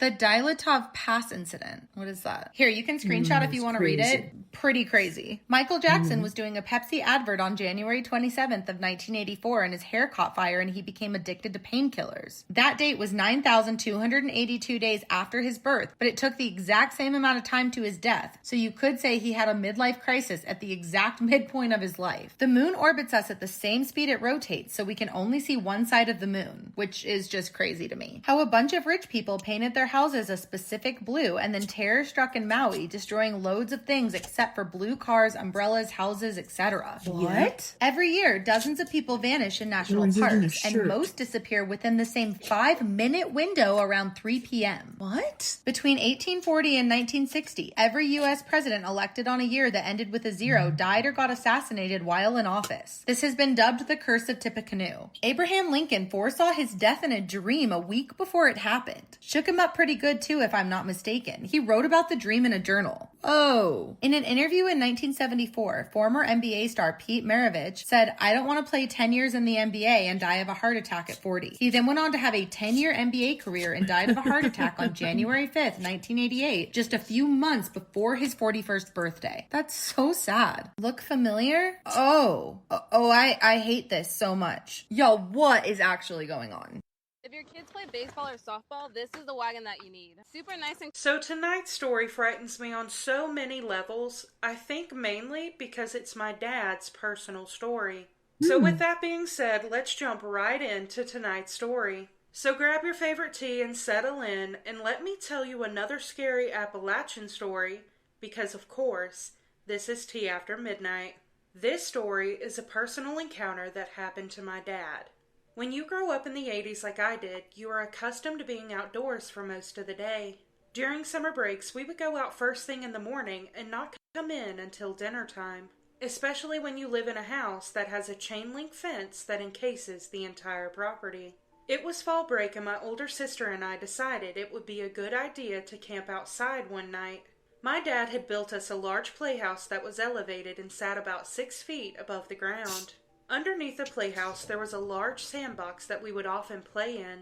We gathered all of our supplies that we needed, which included the essentials: sleeping bags, Listening to Tea After Midnight. What a coincidence. blankets, and of course, marshmallows. We didn't have a fire to roast them, but we would put them on sticks and act as if we were roasting them on the open fire. We had always gone camping growing up, and it was one of our favorite things to do. So when we had a few days off from school, we begged our parents to stay out there for the night. As I mentioned earlier, we had a chain link fence that wrapped around the whole property that was pretty tall and had these spiky tips at the top. It was definitely a different time, and our parents said we could spend the night out there. We were honestly having a blast camping out there playing, and it was starting to get dark outside. My sister and I decided it was time to go up the side steps into the playhouse and get ready to sleep. It was raining, which added to the spookiness of the experience, and we were sitting there telling each other scary stories, trying to freak each other out. Both of us being kids, we never really expected to encounter something horrifying, but that's when we heard a loud thud hit the roof of the playhouse. It sounded like something with weight hit that roof, easily weighing 100 to 150 pounds. My sister and I were sitting there shaking, terrified of what just hit that roof. And that's when we heard it breathing. It sounded like guttural growling and raspy breathing, nothing we had ever heard before. The only thing separating us from the outside of that playhouse was a bedsheet we had hung up for some sense of security as well as to keep the bugs out. Whatever was on that roof then walked across the roof and jumped down to the steps right outside of that sheet. It then pushed the sheet in about 1.5 feet and pulled it to the side and peered in at us. That's when we saw the creature. It was a pale gray creature with almost a dark green tint to its skin. It had long limbs and fingers with nails that looked yellow and jagged. It was sat there crouching, peering in at us, and it was almost like we could tell it was trying to decide if we were going to be dinner or not. That's when it dropped the sheet and we heard it launch from the steps over to the trampoline we had next to the playhouse. This trampoline was easily 20 to 30 feet away from the playhouse. And within the span of 2 seconds, it was on the steps and over to that trampoline. We knew it was on the trampoline because we heard it land on it and the springs scrunched. We heard it jump one more time and then we didn't hear it again after that. My sister and I were frozen in fear. Both of us were crying, not knowing if that thing was going to come back or not. It felt like an eternity sitting out there for that long. We sat out there in that playhouse for another 2 hours, terrified to get out and run inside, because we were afraid that whatever we just saw would come back and get us. And every single noise we heard, we would think that that thing was coming back. I kept telling my sister we needed to run inside to tell our parents, but she just kept telling me we should stay there because if we went outside, we wouldn't know where the thing was. I eventually talked her into both of us going inside, and we braced ourselves and ran as fast as we could inside, slamming shut and locking the door behind us. We went into our parents' bedroom and told them what we had just encountered, but they didn't believe us. My sister and I never really talked about it much after that. Anytime I would bring it up, she would get really scared and would brush it off because she didn't want to talk about it. This is easily the most terrifying experience I have ever encountered in my life. The Appalachian Mountains have and will always be a beautiful but terrifying place to be. Whoo, Dad. Every single time I hear or read this story, I get instant chills because that is absolutely terrifying. And to you guys, the very first time my dad told me this story, I got instant chills and tears in my eyes because I couldn't imagine being a kid just wanting to go outside and camp one night because you're in an encased property. There's a chain link fence that goes around the whole property, and you should be safe back there, or so you think. You should be. And you see a creature like this. Absolutely not. But not only the creature peering in at you guys, but then the description of the creature is what freaks me out so bad. It sounded like guttural growling and raspy breathing. A pale gray creature with an almost dark green tint to its skin, with long limbs and fingers that had jagged yellow fingernails. Ugh, that gives me the chills. But also, the next part that scares me is it was on the steps, 1 second. 2 seconds later, it was over on the trampoline that's 20 to 30 feet away. Yeah. I don't know anybody that can jump from here to 20 to 30 feet away to another object within 2 seconds. And they heard it land on the trampoline once because the springs on the trampoline scrunched, and then they heard it one more time, and then it disappeared. I don't know where that creature went. I don't know what happened. I don't know how it even got into the backyard to begin with, but that is terrifying to me. And Dad, I am so sorry that you guys went through that. That is horrifying, and I couldn't imagine. But Dad, thank you so much for sharing your story and allowing me to share it with everyone else. I hate that you guys went through that, though. That is absolutely horrifying, and I couldn't imagine going through that. But anybody in the comments that has an idea of what this could have been, please let us know, because we've been talking about it, and the closest thing we can think of would be a rake. But that does conclude this episode of Tea After Midnight.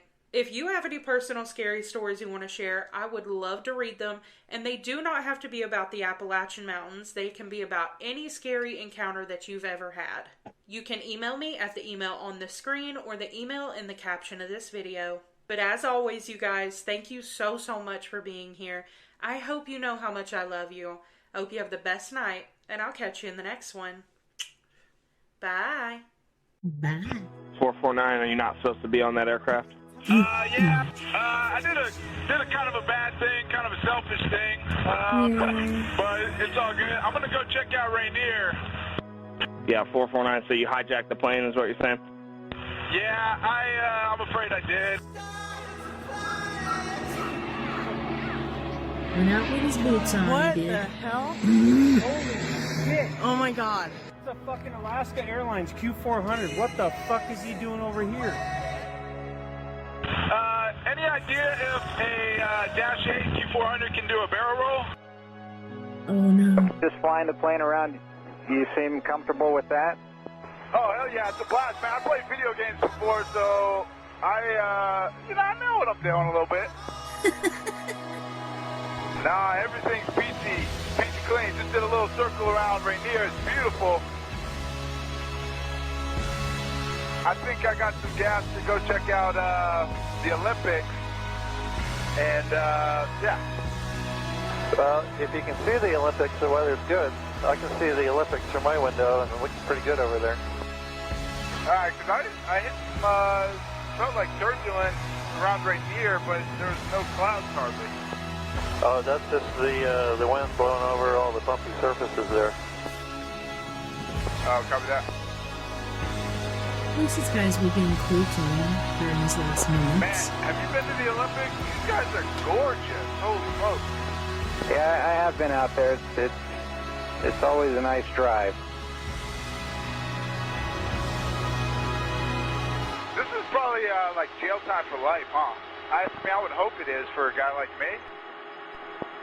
Damn it, Andrew! People's lives are at stake here. Now, Rich, don't say stuff like that. Nah, I just told you I don't want to hear that one. I just want you to whisper sweet nothings into my ear. Hey, Rich, this is Captain Bill here. We're still listening. My airplane's doing just fine. How's yours? I got a lot of people that care about me, and it's going to disappoint them to hear that I did this. I would like to apologize to each and every one of them. Just a broken guy.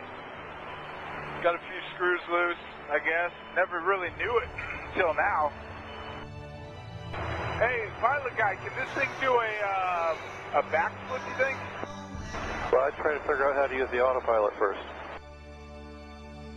If you were to do it, how would you do it? Hey, you think if I land this successfully, Alaska will give me a job as a pilot? I think they would give you a job of doing anything if you could pull this off. Yeah, right. I'm gonna land it,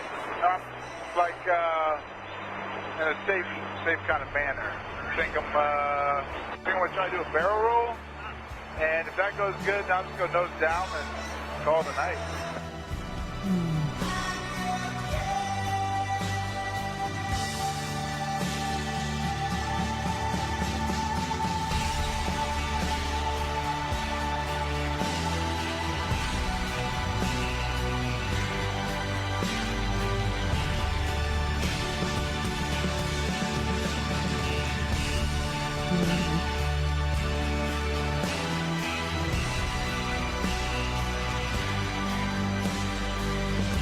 Bigler Rockford 1, the one just completed a barrel roll. Rock 1 2 confirm he did a barrel roll. Affirm he cleared the surface of the water by approximately 10 feet. Wow, dude. But Rock 2 from Rock 1, the TOI 1 did a barrel roll and just barely missed hitting the water. All right, Rich, this is Captain Bill. Congratulations, you did that. Now let's try to land that airplane safely and not hurt anybody on the ground. All right. Nah, damn it. I don't know, man. I don't know. I don't want to. I was kind of hoping that was going to be it, you know? All right, this is the DOD Club. If you're not about that fuckery, you need to go on and scroll. What is that? You were warned. Hey, y'all. Welcome to the Dick on Demand Club. I'm your chair. I'm about to tell you is going to change the lives of a lot of people, and I hope you stick around so it can change yours, okay? I'm finna give you a technique that you can use for the rest of your life, okay? It's very simple and very quick. Let's get straight into it. I want you to realize that you are looking at my face. You can see my face, right? You are looking at my face from your eyeballs, okay? These surveillance cameras, okay? Movies wouldn't be a movie if they didn't have a camera. There would be no actors or nothing. A movie wouldn't be anything without the camera, okay? Meaning reality wouldn't be anything without the awareness, okay? So once you become hyper aware of your eyeballs, you realize these things are only looking at things. Let's sit in silence for 5 seconds and just use them. These things are only looking at things. So this problem that is appearing, this issue that is appearing, is really not an issue, because I can only interact with my reality through these eyes. So if nothing is truly happening, where is the problem stemming from? All these are doing is looking. Look right and left right now. All these things do is look. So where's the trauma, the emotions, the problems, the good and bad things? Where does all of this stem from? From who? From what? Says who? Says what? So once you sit there and you realize all my eyes are doing are like all that's happening is just observation, the context of reality leaves. And once the context leaves, now you can immerse with the present moment, truly. Because there's actually nothing going on. There is no true linear time. Time is not foundational to reality. There is nothing truly going on like you think. Without adding any context, what are you looking at right now? Not a human. Look at my mouth moving as I talk. Nothing about this is normal. But with context, you think a human being is normal. You okay? Now are you picking up what I'm saying? Do you love your brother? No. Are you gonna let people be mean to him? Yeah. I don't have any milk in my nipples.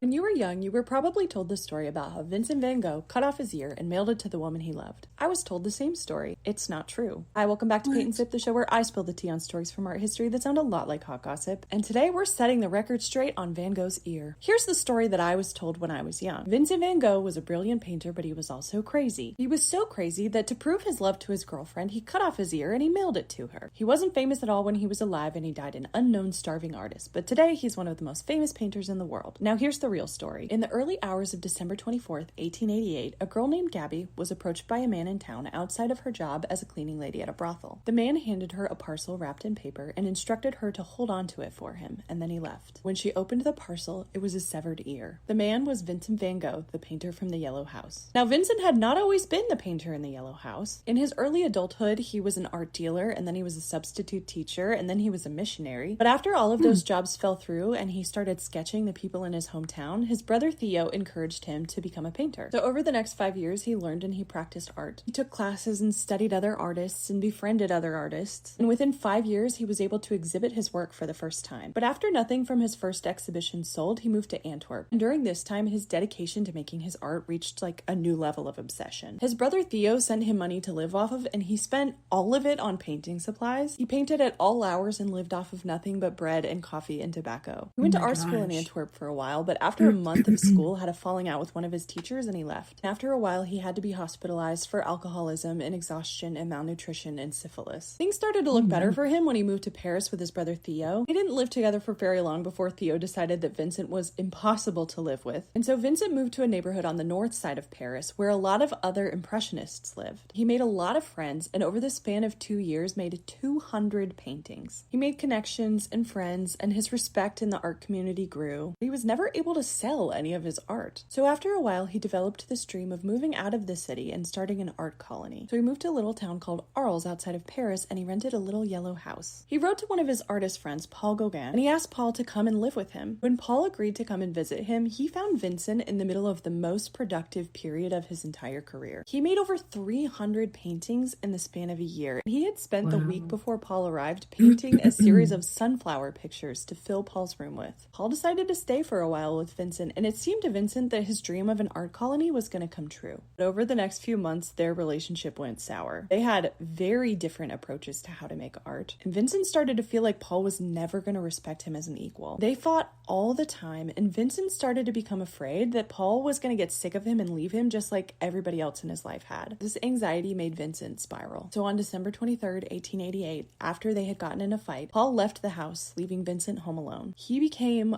unmoored. He was seeing things, he was hearing voices, he was disoriented and he couldn't think straight. He felt like his dreams were crumbling around him and he broke with reality. Then he got out a razor. When he woke up in the hospital the next day, the police told him that they had found him in his home bleeding and infected. And they told him that they had been looking for him because the women at the brothel had reported that he had delivered a severed ear to their cleaning girl. Vincent didn't remember anything. Paul left for Paris that night and Vincent never saw him again. Physically, he recovered. But that night marked a huge change in Vincent's mental health. He had always been obsessive and had gone through these phases of joy and inspiration and then depression and exhaustion. But now he was seeing things and hearing things and having these episodes where he couldn't remember anything that had happened. So eventually he had admitted himself into a hospital outside of town. In the hospital, he kept painting. He made paintings of old sketches. He painted things in the garden outside the hospital. And he painted many, many versions of the view outside of his window, most famously on a starry night. And at the same time, his paintings were getting traction in Paris and in Brussels. But Vincent became really scared of the future and was afraid he was never going to be able to live on his own. After a year, he tried moving out of the hospital to regain some independence. But 2 months later, he was found staggering back to the cafe where he lived with a gunshot wound to the chest. He had given it to himself. He lived just long enough for his brother to arrive, and he died telling Theo, "The sadness will last forever." He was 37 years old, only 10 years after he had begun his life as a painter. I think a lot about Vincent van Gogh. I think about how little help there was for him in his troubled mind. I think about how many more years he could have had if he had had answers to what was going on. And I think about how the story of his ear became so cartoonishly famous. And I think about how that cartoonishness conceals the story of a man who's struggling with something he can't understand or control. Now you may be thinking, if Van Gogh died relatively unknown, how did he become one of the most famous painters in the world? Well, that story is actually really good. So let's come back here for a part 2. At the end of this video, you are going to understand why I believe this family has been hiding something, maybe a lot of things, for a long time. I have some receipts.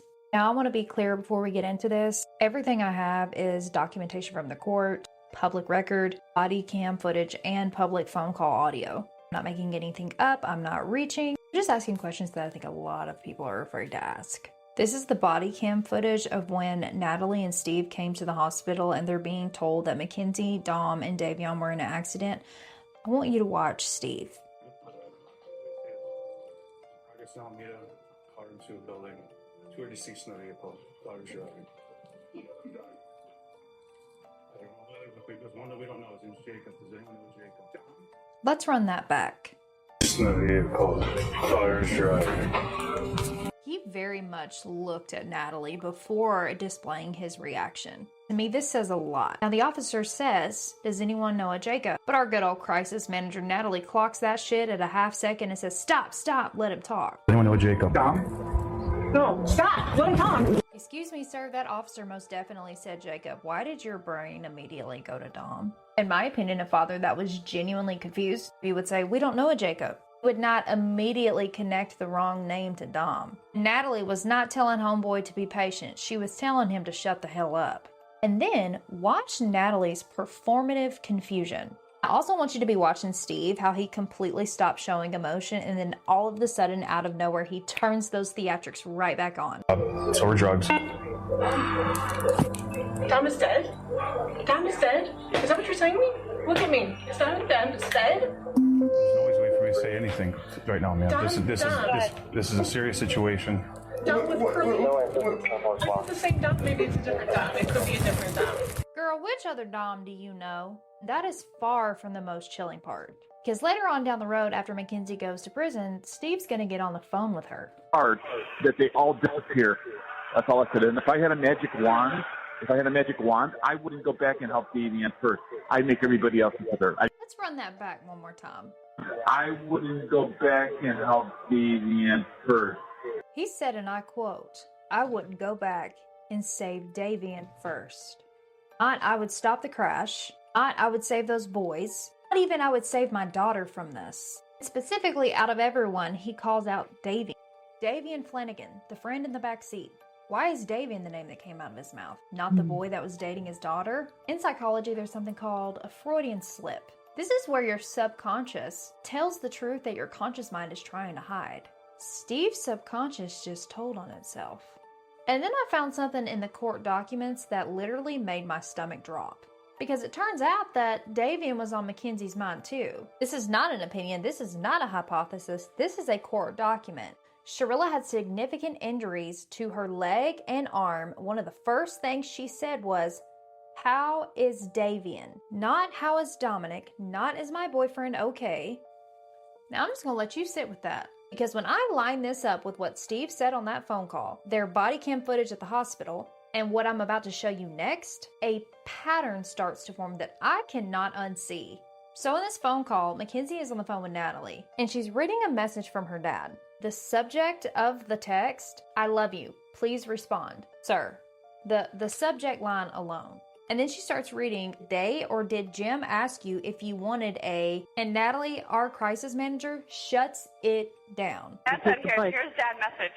It's, "Hey, please respond. Love you."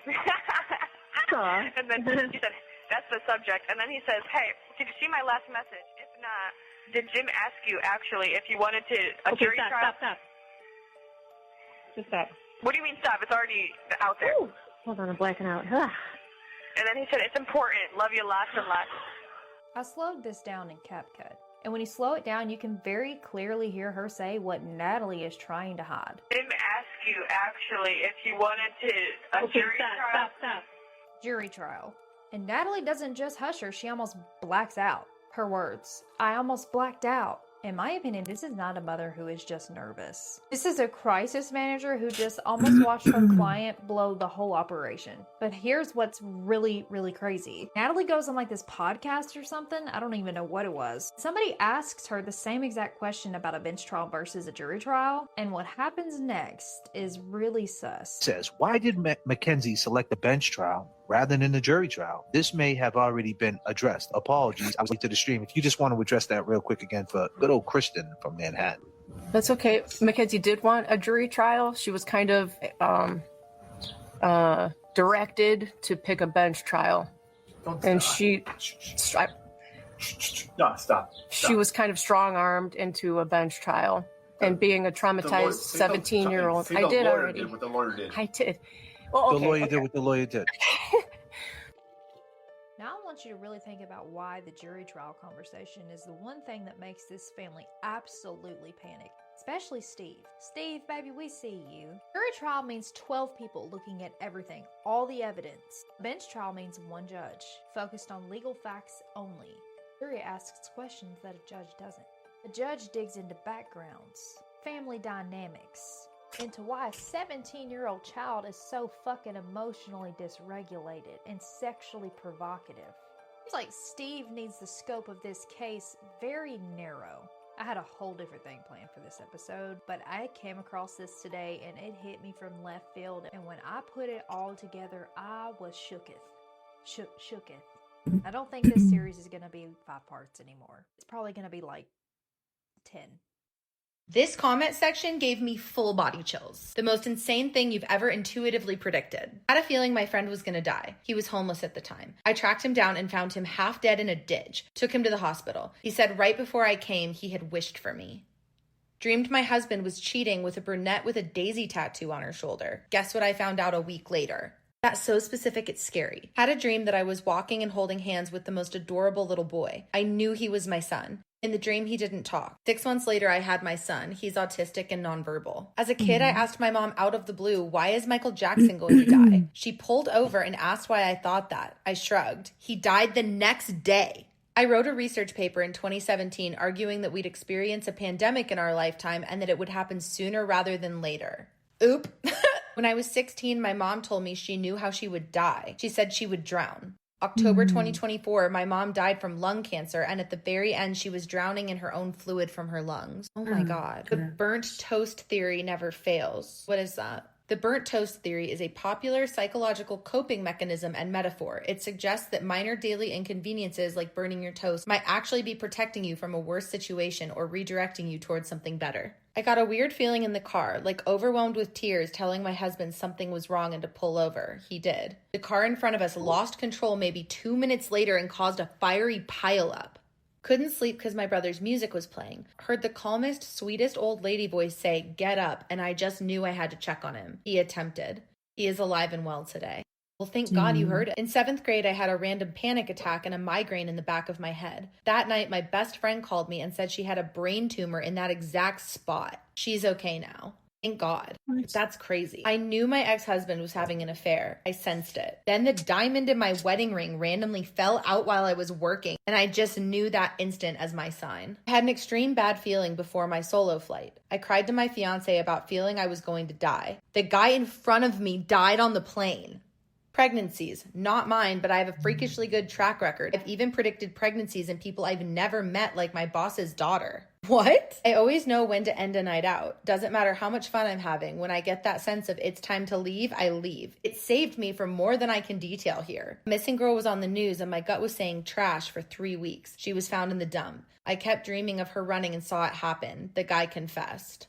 I knew which girl it was out of the 1,000 plus people he followed. We always do. Sensed when my grandpa was dying and when he actually crossed over, he came and talked to me in my dream, checking in before he left. When I woke up, he died minutes before in hospice. One time I was going to go on a midnight drive to clear my head, and I heard a loud voice in my head say, "Don't." Come to find out, an active shooter was in the area that night, in the area I would have been. I had a dream my son's dad was cheating on me with a blonde-haired girl named Tina, but every time she turned around to look at me, her face was blurry. Sure enough, it was some blonde named Christina. Yeah, even getting the name is insane. I knew it was not just a fart. I had a terrible gut feeling mid-2019 and told my parents next year something really bad is going to happen. A bunch of people are going to die. Then COVID came. My parents were creeped out. Yeah. January 26, 2020, walked out of my house, looked at the sky, felt a little weird and said something happened. Kobe Bryant had passed. I never even watched or cared about basketball before. My husband and I were driving at night passing through a green light. Got a weird feeling, randomly yelled stop. He did, and a big truck plowed through his red light. We would have definitely been dead. With multiple boyfriends, I have dreamt exactly what I would find on their phone and then woken up and found it. I had a strong intuition for me and my husband to get CPR certified. 3 months later, my husband saved my daughter's life performing CPR. When I was 15, I dated this boy for literally a month. I wrote in my journal I was going to marry him. Went off to date a different guy for 4 years. Now here I am, married 10 years to the boy I knew I'd marry. Cute. I dreamt of my niece. She wasn't born yet. No one knew the gender of the baby. I was the only one who said it would be a girl, and 7 years later, she looks exactly like the girl in my dream. I have woken up in the night knowing something is wrong to find my daughter had an allergic reaction in her sleep. My little brother has epilepsy. I've been able to guess his next seizure within 48 hours. I have correctly predicted 11 of his seizures and even called my parents to warn them. Dreams always tell me who's plotting against me. I ignored it at first as paranoia because it was people I didn't expect, but they are never wrong. The dean of my nursing school met with us, and I just felt she's a bad person. About a year ago, news broke that she had been embezzling thousands of dollars. I painted a random picture and lost it. 2 years later, I visited Yellowstone. After I found my painting, it 100% matched a photo I took there. 2 years later, got a job that moved me to Yellowstone. My friend's baby came to me in a dream and whispered, "It's going to be okay." Turns out my friend had a traumatic birth and her baby was in the NICU. It was touch and go, but she ended up okay. Moral of the story, listen to your gut. Why did insane people with mental illness in the 1800s, why did they need massive palaces? A psychiatric hospital in New York. Insane asylums are not what you've been told. The mainstream history tells all of us that people were suffering, sleeping in sheds, riding around on horses, and going to the bathroom in their backyard. And no power tools. They had no training. These people were living a terrible life. These people were suffering. Yet we are told at the exact same time that the mentally ill were living in a high Victorian Gothic palace. People with schizophrenia, bipolar, depression, dementia, epilepsy, alcoholics, and tuberculosis, all living in a palace in the 1800s. These people, they would be taken from their huts and placed into a building that makes zero sense in the timeline that we're told about. Where this Hudson River State Hospital, a 1,500-foot long building. This is 15 football fields end to end. It's a massive structure that I believe was 100% found. I don't believe for a second that this structure was built in the 1800s. And I'm going to show the entire world exactly why. These massive structures were all over the USA in the 1800s. I believe that they were finding these buildings in the 17 and 1800s and repurposing them as insane asylums. These were over-the-top, massive buildings that could literally hold thousands of people, and they were using them to take the adults, the parents, and I believe it was to keep them quiet. I believe this group of people living in the insane asylums, I believe they were not going along with the reset, where we see that in 1800, nobody was being put into these buildings. With it just totally taking off in the late 1800s to the early 1900s, getting up to 510,000 people in 1950, and then completely dropping off the table. Once their story was set in place, and this is the exact same time as all of the world's fairs were taking place, where we know that they were just destroying massive palace structures in these cities, like Chicago, St. Louis, and the rest. Just like we saw in episode 184 and 185,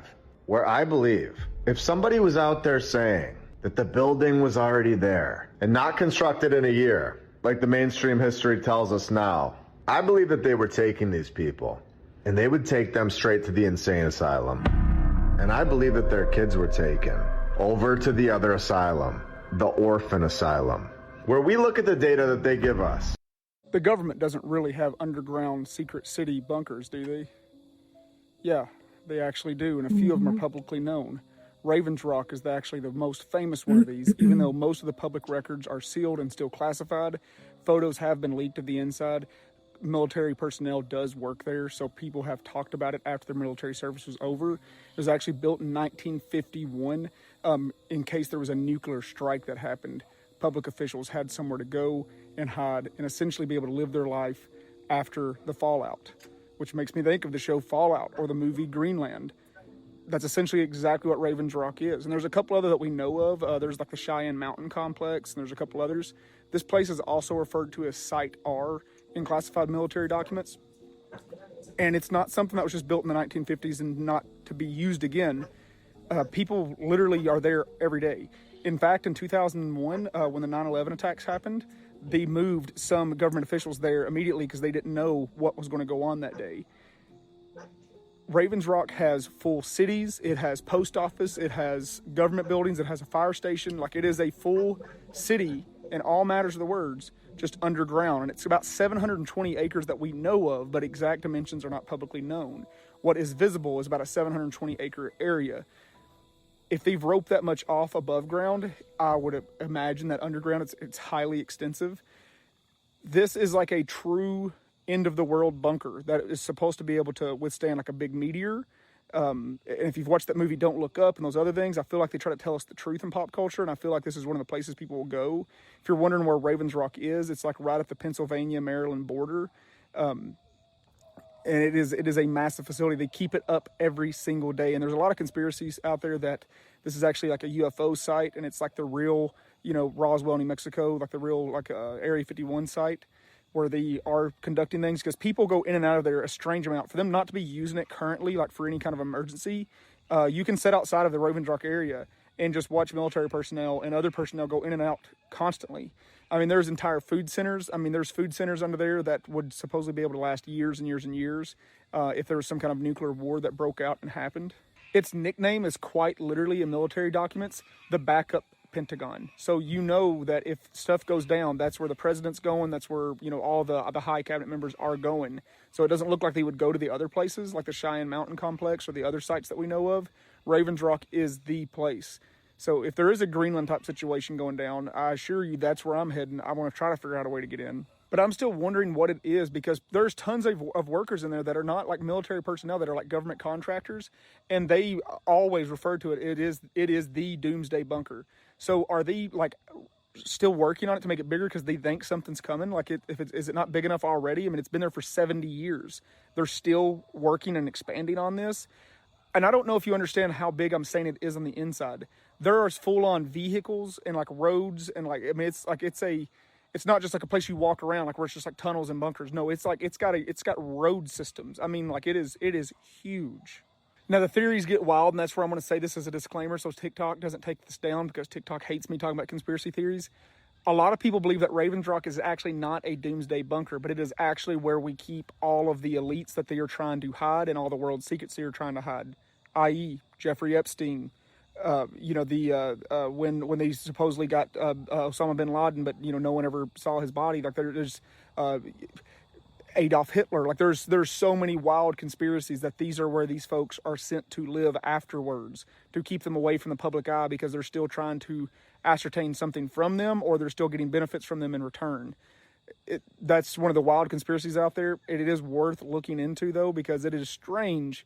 Once again, I'm saying if they're not building, if they're not continuing to build like they're saying they're not, they're claiming they're not expanding, why does so much personnel have to go in and out of there every single day? If it's just a dormant facility that is self-sustaining, why do people have to go in and out every day? I mean, if no one's using it, there shouldn't be no reason to clean it.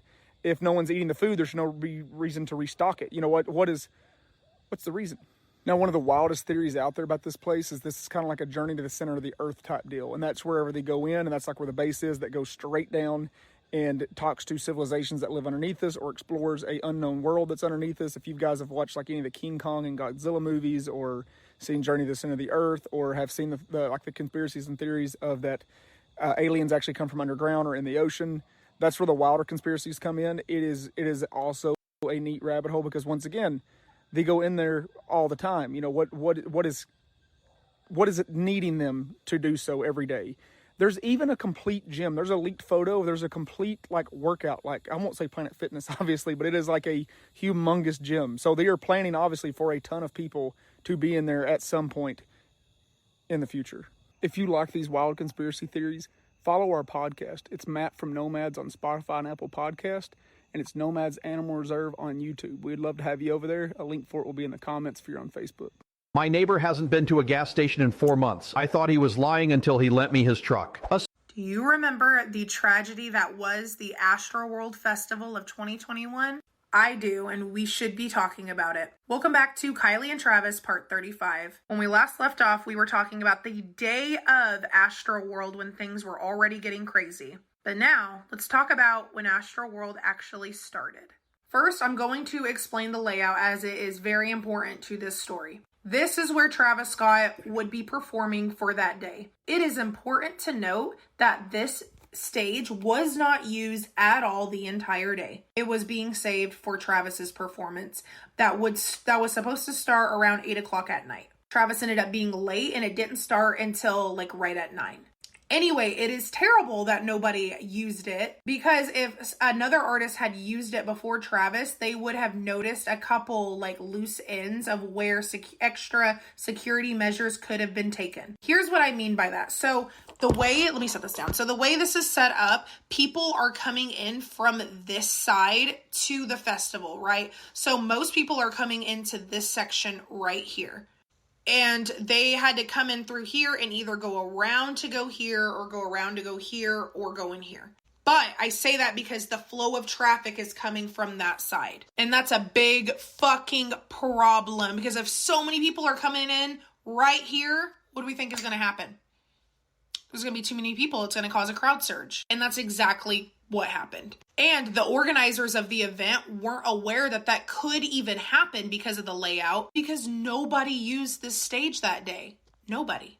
So if you are ever attending a concert, please look where the flow of people are coming in at. That will be the most dangerous spot. Not saying that this will happen, but that will be the most dangerous spot 100% of the time, where most people are coming in. And for Astroworld, that just happened to be this section right here. Okay.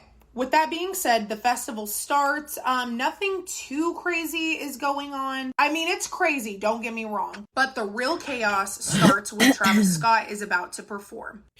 Welcome back to another episode of Tea Sorry, After guys, Midnight. I couldn't get into it. Finally. I know I've been gone for a little bit, and I'm sorry about that, but my cat's had some health issues the past couple weeks. We've been in and out of the vet. He's doing so much better now, so thank you to everybody for all of your kind words. I really appreciate it. But with that being said, let's jump right into tonight's story, because it's a good one. So grab your favorite tea and settle in, and let me tell you another scary Appalachia story, because of course, this is Tea After Midnight. This story comes from Luke. Hey Savannah, I just got done watching one of your videos where someone had sent you a story about old red eyes. I really wanted to send you my story because I too have had an experience with old red eyes. I've always been interested in the paranormal and supernatural, and living in the Appalachian Mountains, there was definitely plenty of places to go to explore and experience that. When I grew up, I lived in a house that was right next to a cemetery. I really believe that is why we had so much paranormal activity in our house. There would always be random lights on when you know you turned them off, and cabinet doors would be open when you know you shut them, and random tapping and scratching noises would happen frequently in that house. But as somebody who has always been into the paranormal, those things never bothered me. When I would get off from school, I used to walk over to the cemetery and read the headstones. I would just walk through the cemetery to see if I could find anything paranormal there. Eventually, I told my friends at school about my little ghost adventures, and they said they wanted to come over so they could come with me one day. I actually got really excited because it's not often you find somebody that is into paranormal and supernatural things. I invited them over, and the next day they came home with me and we went to the cemetery. This was a Friday, so they decided to spend the night with me since we didn't have school the next day. We made a plan to go over to the cemetery when it got dark because we thought it would add to the creepiness of the experience, and it most certainly did. As soon as it got dark, we grabbed a few flashlights and walked over to the cemetery. There were no streetlights around us, so the only way we could see was by flashlight. As we were walking over, we were really excited and pumped up, but as soon as we stepped foot into the cemetery, it felt like the energy changed. I personally became very nervous and had this feeling of dread that I had never experienced before. I could tell my friends also looked nervous, so I cracked a joke to try to lighten the mood. We started walking around just looking at graves and asking questions about the spirits that might have been there. One of my friends looked over at me and said, "Did you hear that?" I just shook my head and said, "No, I don't think so. What did you hear?" He told me that he could hear what sounded like someone having a conversation, but none of us were talking. I turned to my other friend and asked if he heard anything, and he said he didn't hear anything. So we just kept walking around, still asking our questions, when at this point we are pretty far into the cemetery. I do want to say that this was towards the end of spring, and it was quite warm outside. But all of a sudden, my friends and I felt cold chills all over our body. We all looked at each other with the same look of, "You feel that too, right?" One of my friends who was in front of me turned their head to look toward the end of the cemetery and the start of the woods. He kept looking over there like he heard something. I asked him what he was hearing, and he said he kept hearing someone talking, but he couldn't make out what they were saying. This was my other friend, different than the one who had heard the talking earlier. I couldn't hear anything, but all of us were looking in the direction that my friend was hearing the talking coming from. We stood there for a few minutes just looking towards the woods, trying to see if we could hear anything. That's when it sounded like something big dropped from a tree and landed on the ground in the woods.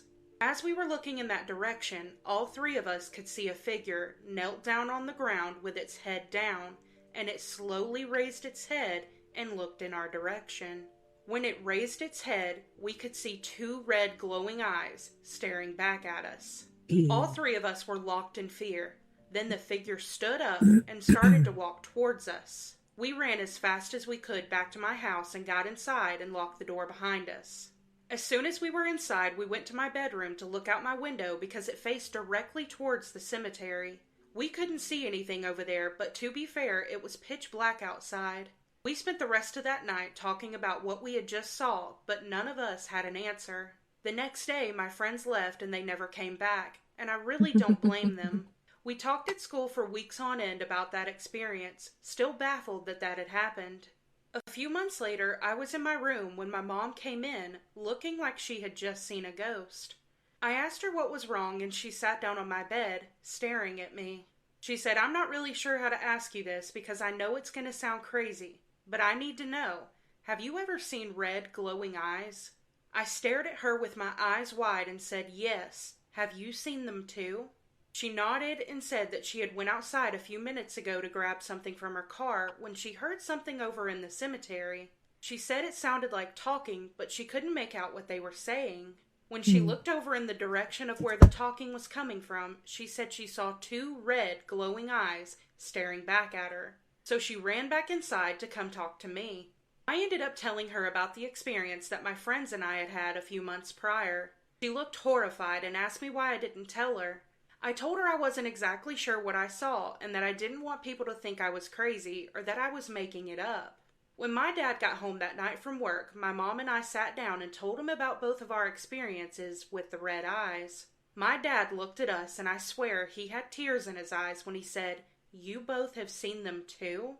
Come to find out, about a year earlier, my dad was pulling in the driveway at night when he got home from work, and he said that he looked over at the cemetery and saw a pair of glowing red eyes. He told himself it was just his headlights playing tricks on him, but couldn't shake the feeling it was something more than that.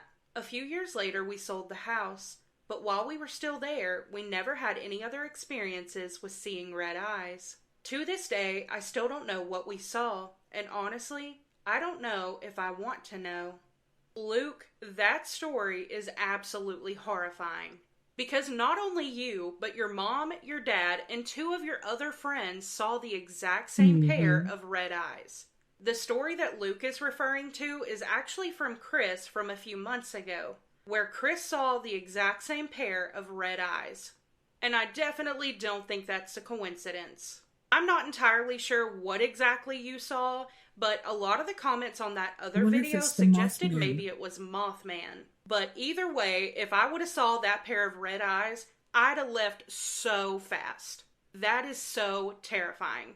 But thank you, Luke, for sending in your story. Yeah, I'm definitely glad that you all moved because I don't think I could have saw those red eyes and stayed there. But The Book of Enoch, Chapter 91. After journeying through the heavenly realm and returning to Earth, Enoch is preparing to be taken back up into the heavens once again. What if the Bible you have trusted your entire life is not the full story? Not accidentally incomplete, but deliberately reduced. High in the mountains of Ethiopia, the Ethiopian Orthodox Church preserved something most of the world never saw. An ancient 81-book Bible with a different structure entirely. Inside it are texts filled with visions of layered heavens and shocking descriptions of Jesus that do not fit the known version. Can people really see the future? Receive messages from across time and space? For centuries, seers and prophets. Now, as Mel Gibson, the director behind The Passion of the Christ, moves forward with a long-awaited sequel, he has come across something buried in those very texts. What he just uncovered about Jesus is not a small discovery. It will change everything you thought you knew about him. 2 empires, 2 Bibles. Mel Gibson started with a problem. While preparing his next film about the resurrection, he began digging into early Christian material that most people never read. Not for curiosity, but because something in the standard version of the story did not feel complete. And the deeper he went, the more that feeling turned into something clearer. There were parts missing, entire sections. I hate the whole AI filling of it, of the voice, the way it says things, but I want to hear what it's saying. Sections of the story that existed in some places and not in others. And that trail does not lead to Rome. It leads somewhere most people never think to look. In the book of Acts, there is a moment that is easy to overlook, but it changes how this entire story begins. A powerful official from Ethiopia is traveling alone on a desert road. This is not just a traveler. He serves under the Kandake, the queen of the Aksumite kingdom. Kandake is not a name. It is a title, like Pharaoh or Caesar. This man holds real authority. And yet he is sitting in a moving chariot, reading from a scroll of Isaiah, trying to understand it. Then something happens that should not be treated as small. An apostle named Philip sees him, runs alongside the chariot, and speaks to him.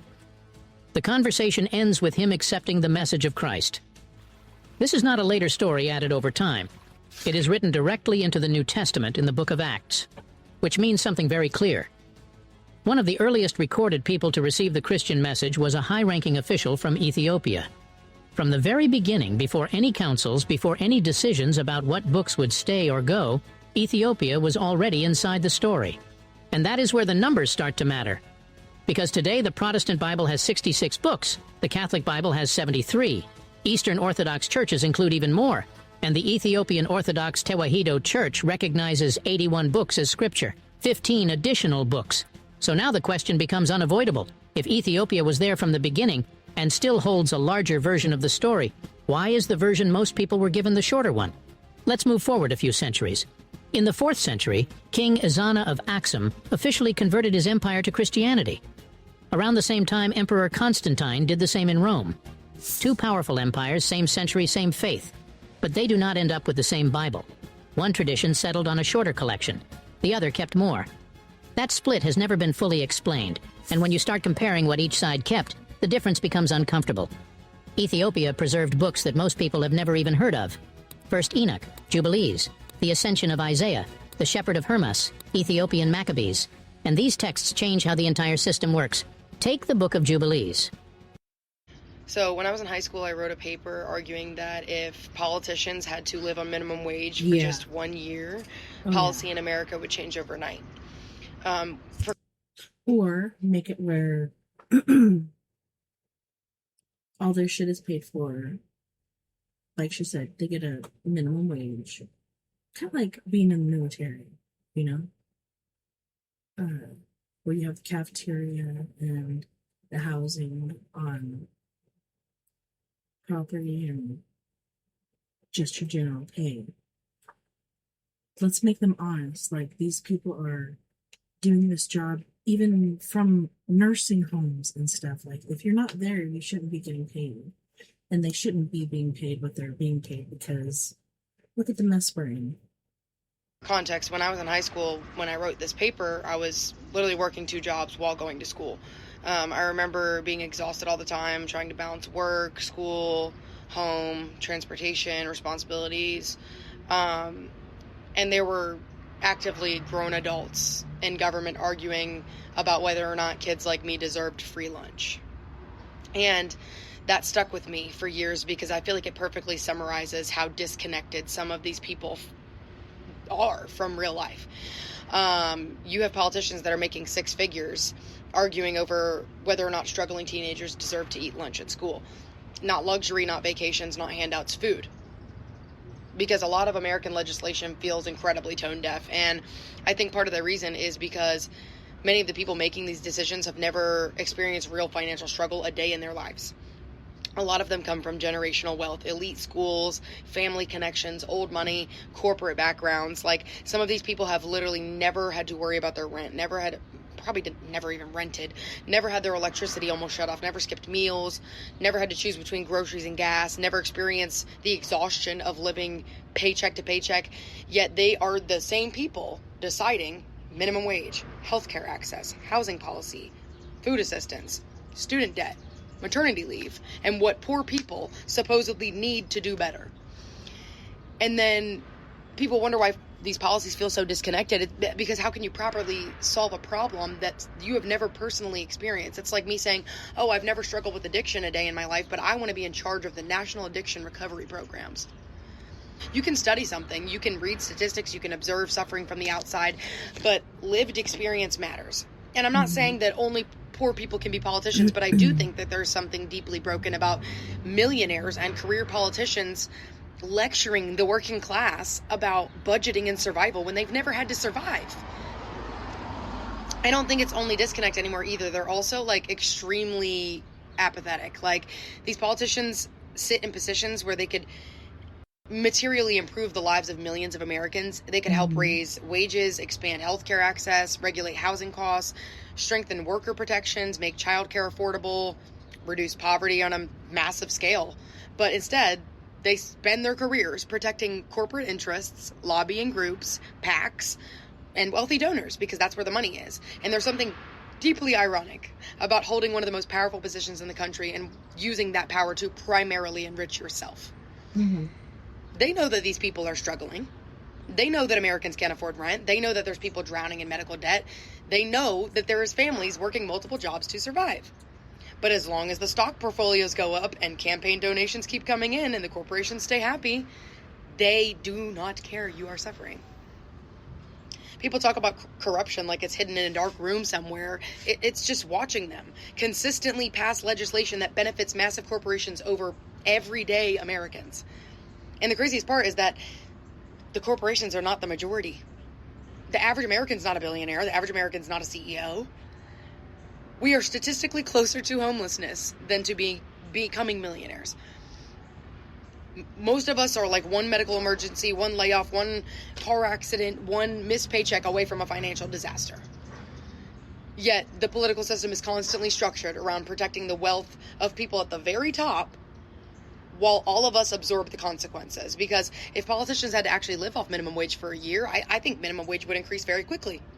Mm-hmm. I think healthcare reform would suddenly become urgent. I think that affordable housing would magically become a bipartisan issue. I think paid maternity leave would probably stop being too expensive.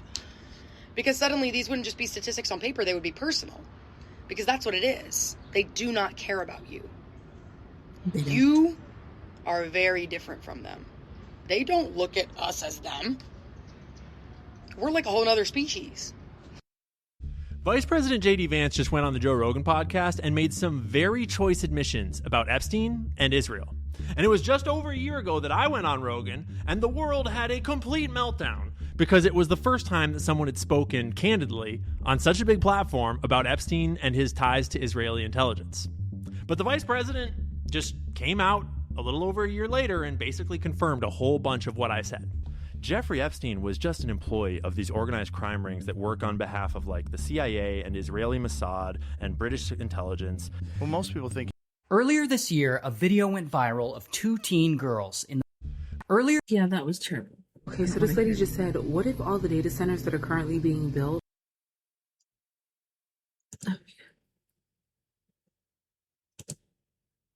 are for the underground bunkers so that it doesn't pollute the underground system, so they're building them up here, because why now all of a sudden are we having all of these massive bunkers? So I went down the rabbit hole, and let me show y'all the timeline. So in 2025, Catherine Austin Fitts, who was a former U.S. Department of Housing and Urban Development, she actually came out and said that there was a missing $21 trillion worth of funds, and it all went to this $21 trillion underground city that had been built between the 90s and the early 2010s. She also discussed this on Apple TV on a show called Beyond Belief in 2019. During the 2025 interview with Tucker Carlson, she said that that $21 trillion that went missing was actually secretly diverted by the U.S. Gov between 1998 and 2015 to construct a network of about 170 underground and undersea bunkers intended for the elites. Now, based on the info I was able to find, it says that the United States is home to an estimated 4,000 to 5,500 operational data centers, accounting for roughly 40 to 45% of all. No.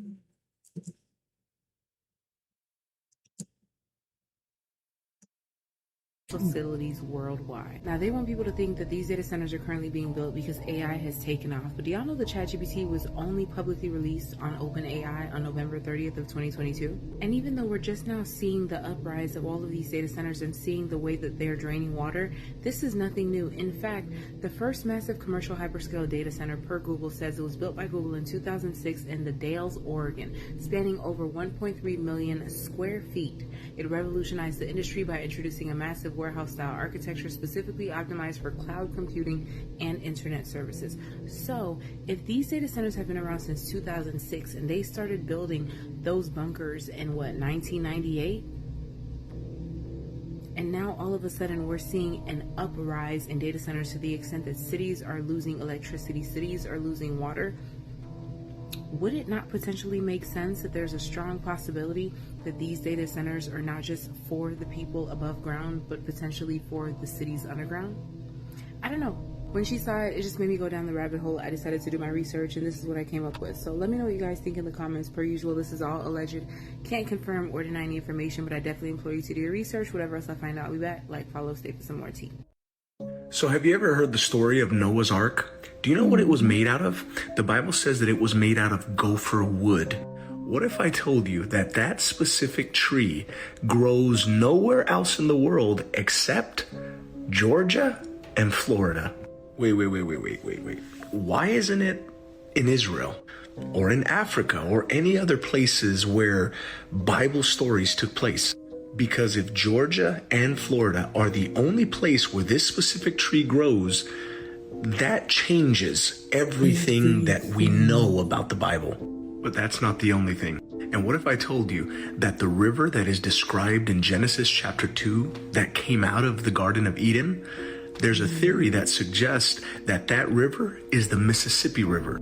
It's not the Nile River because the Nile River only connects to 3 rivers, but the Mississippi River connects 7. and natives have always referred to it as the father of waters.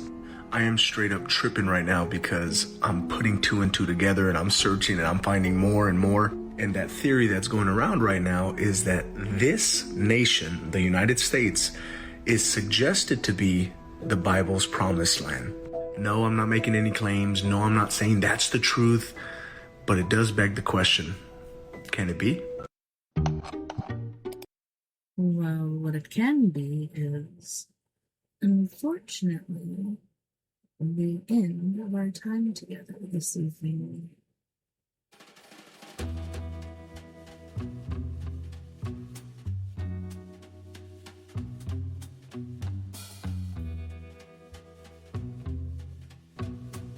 Thank you so much once again for hanging out with me tonight on We Are Paradox Media's Late Night in the Rockies.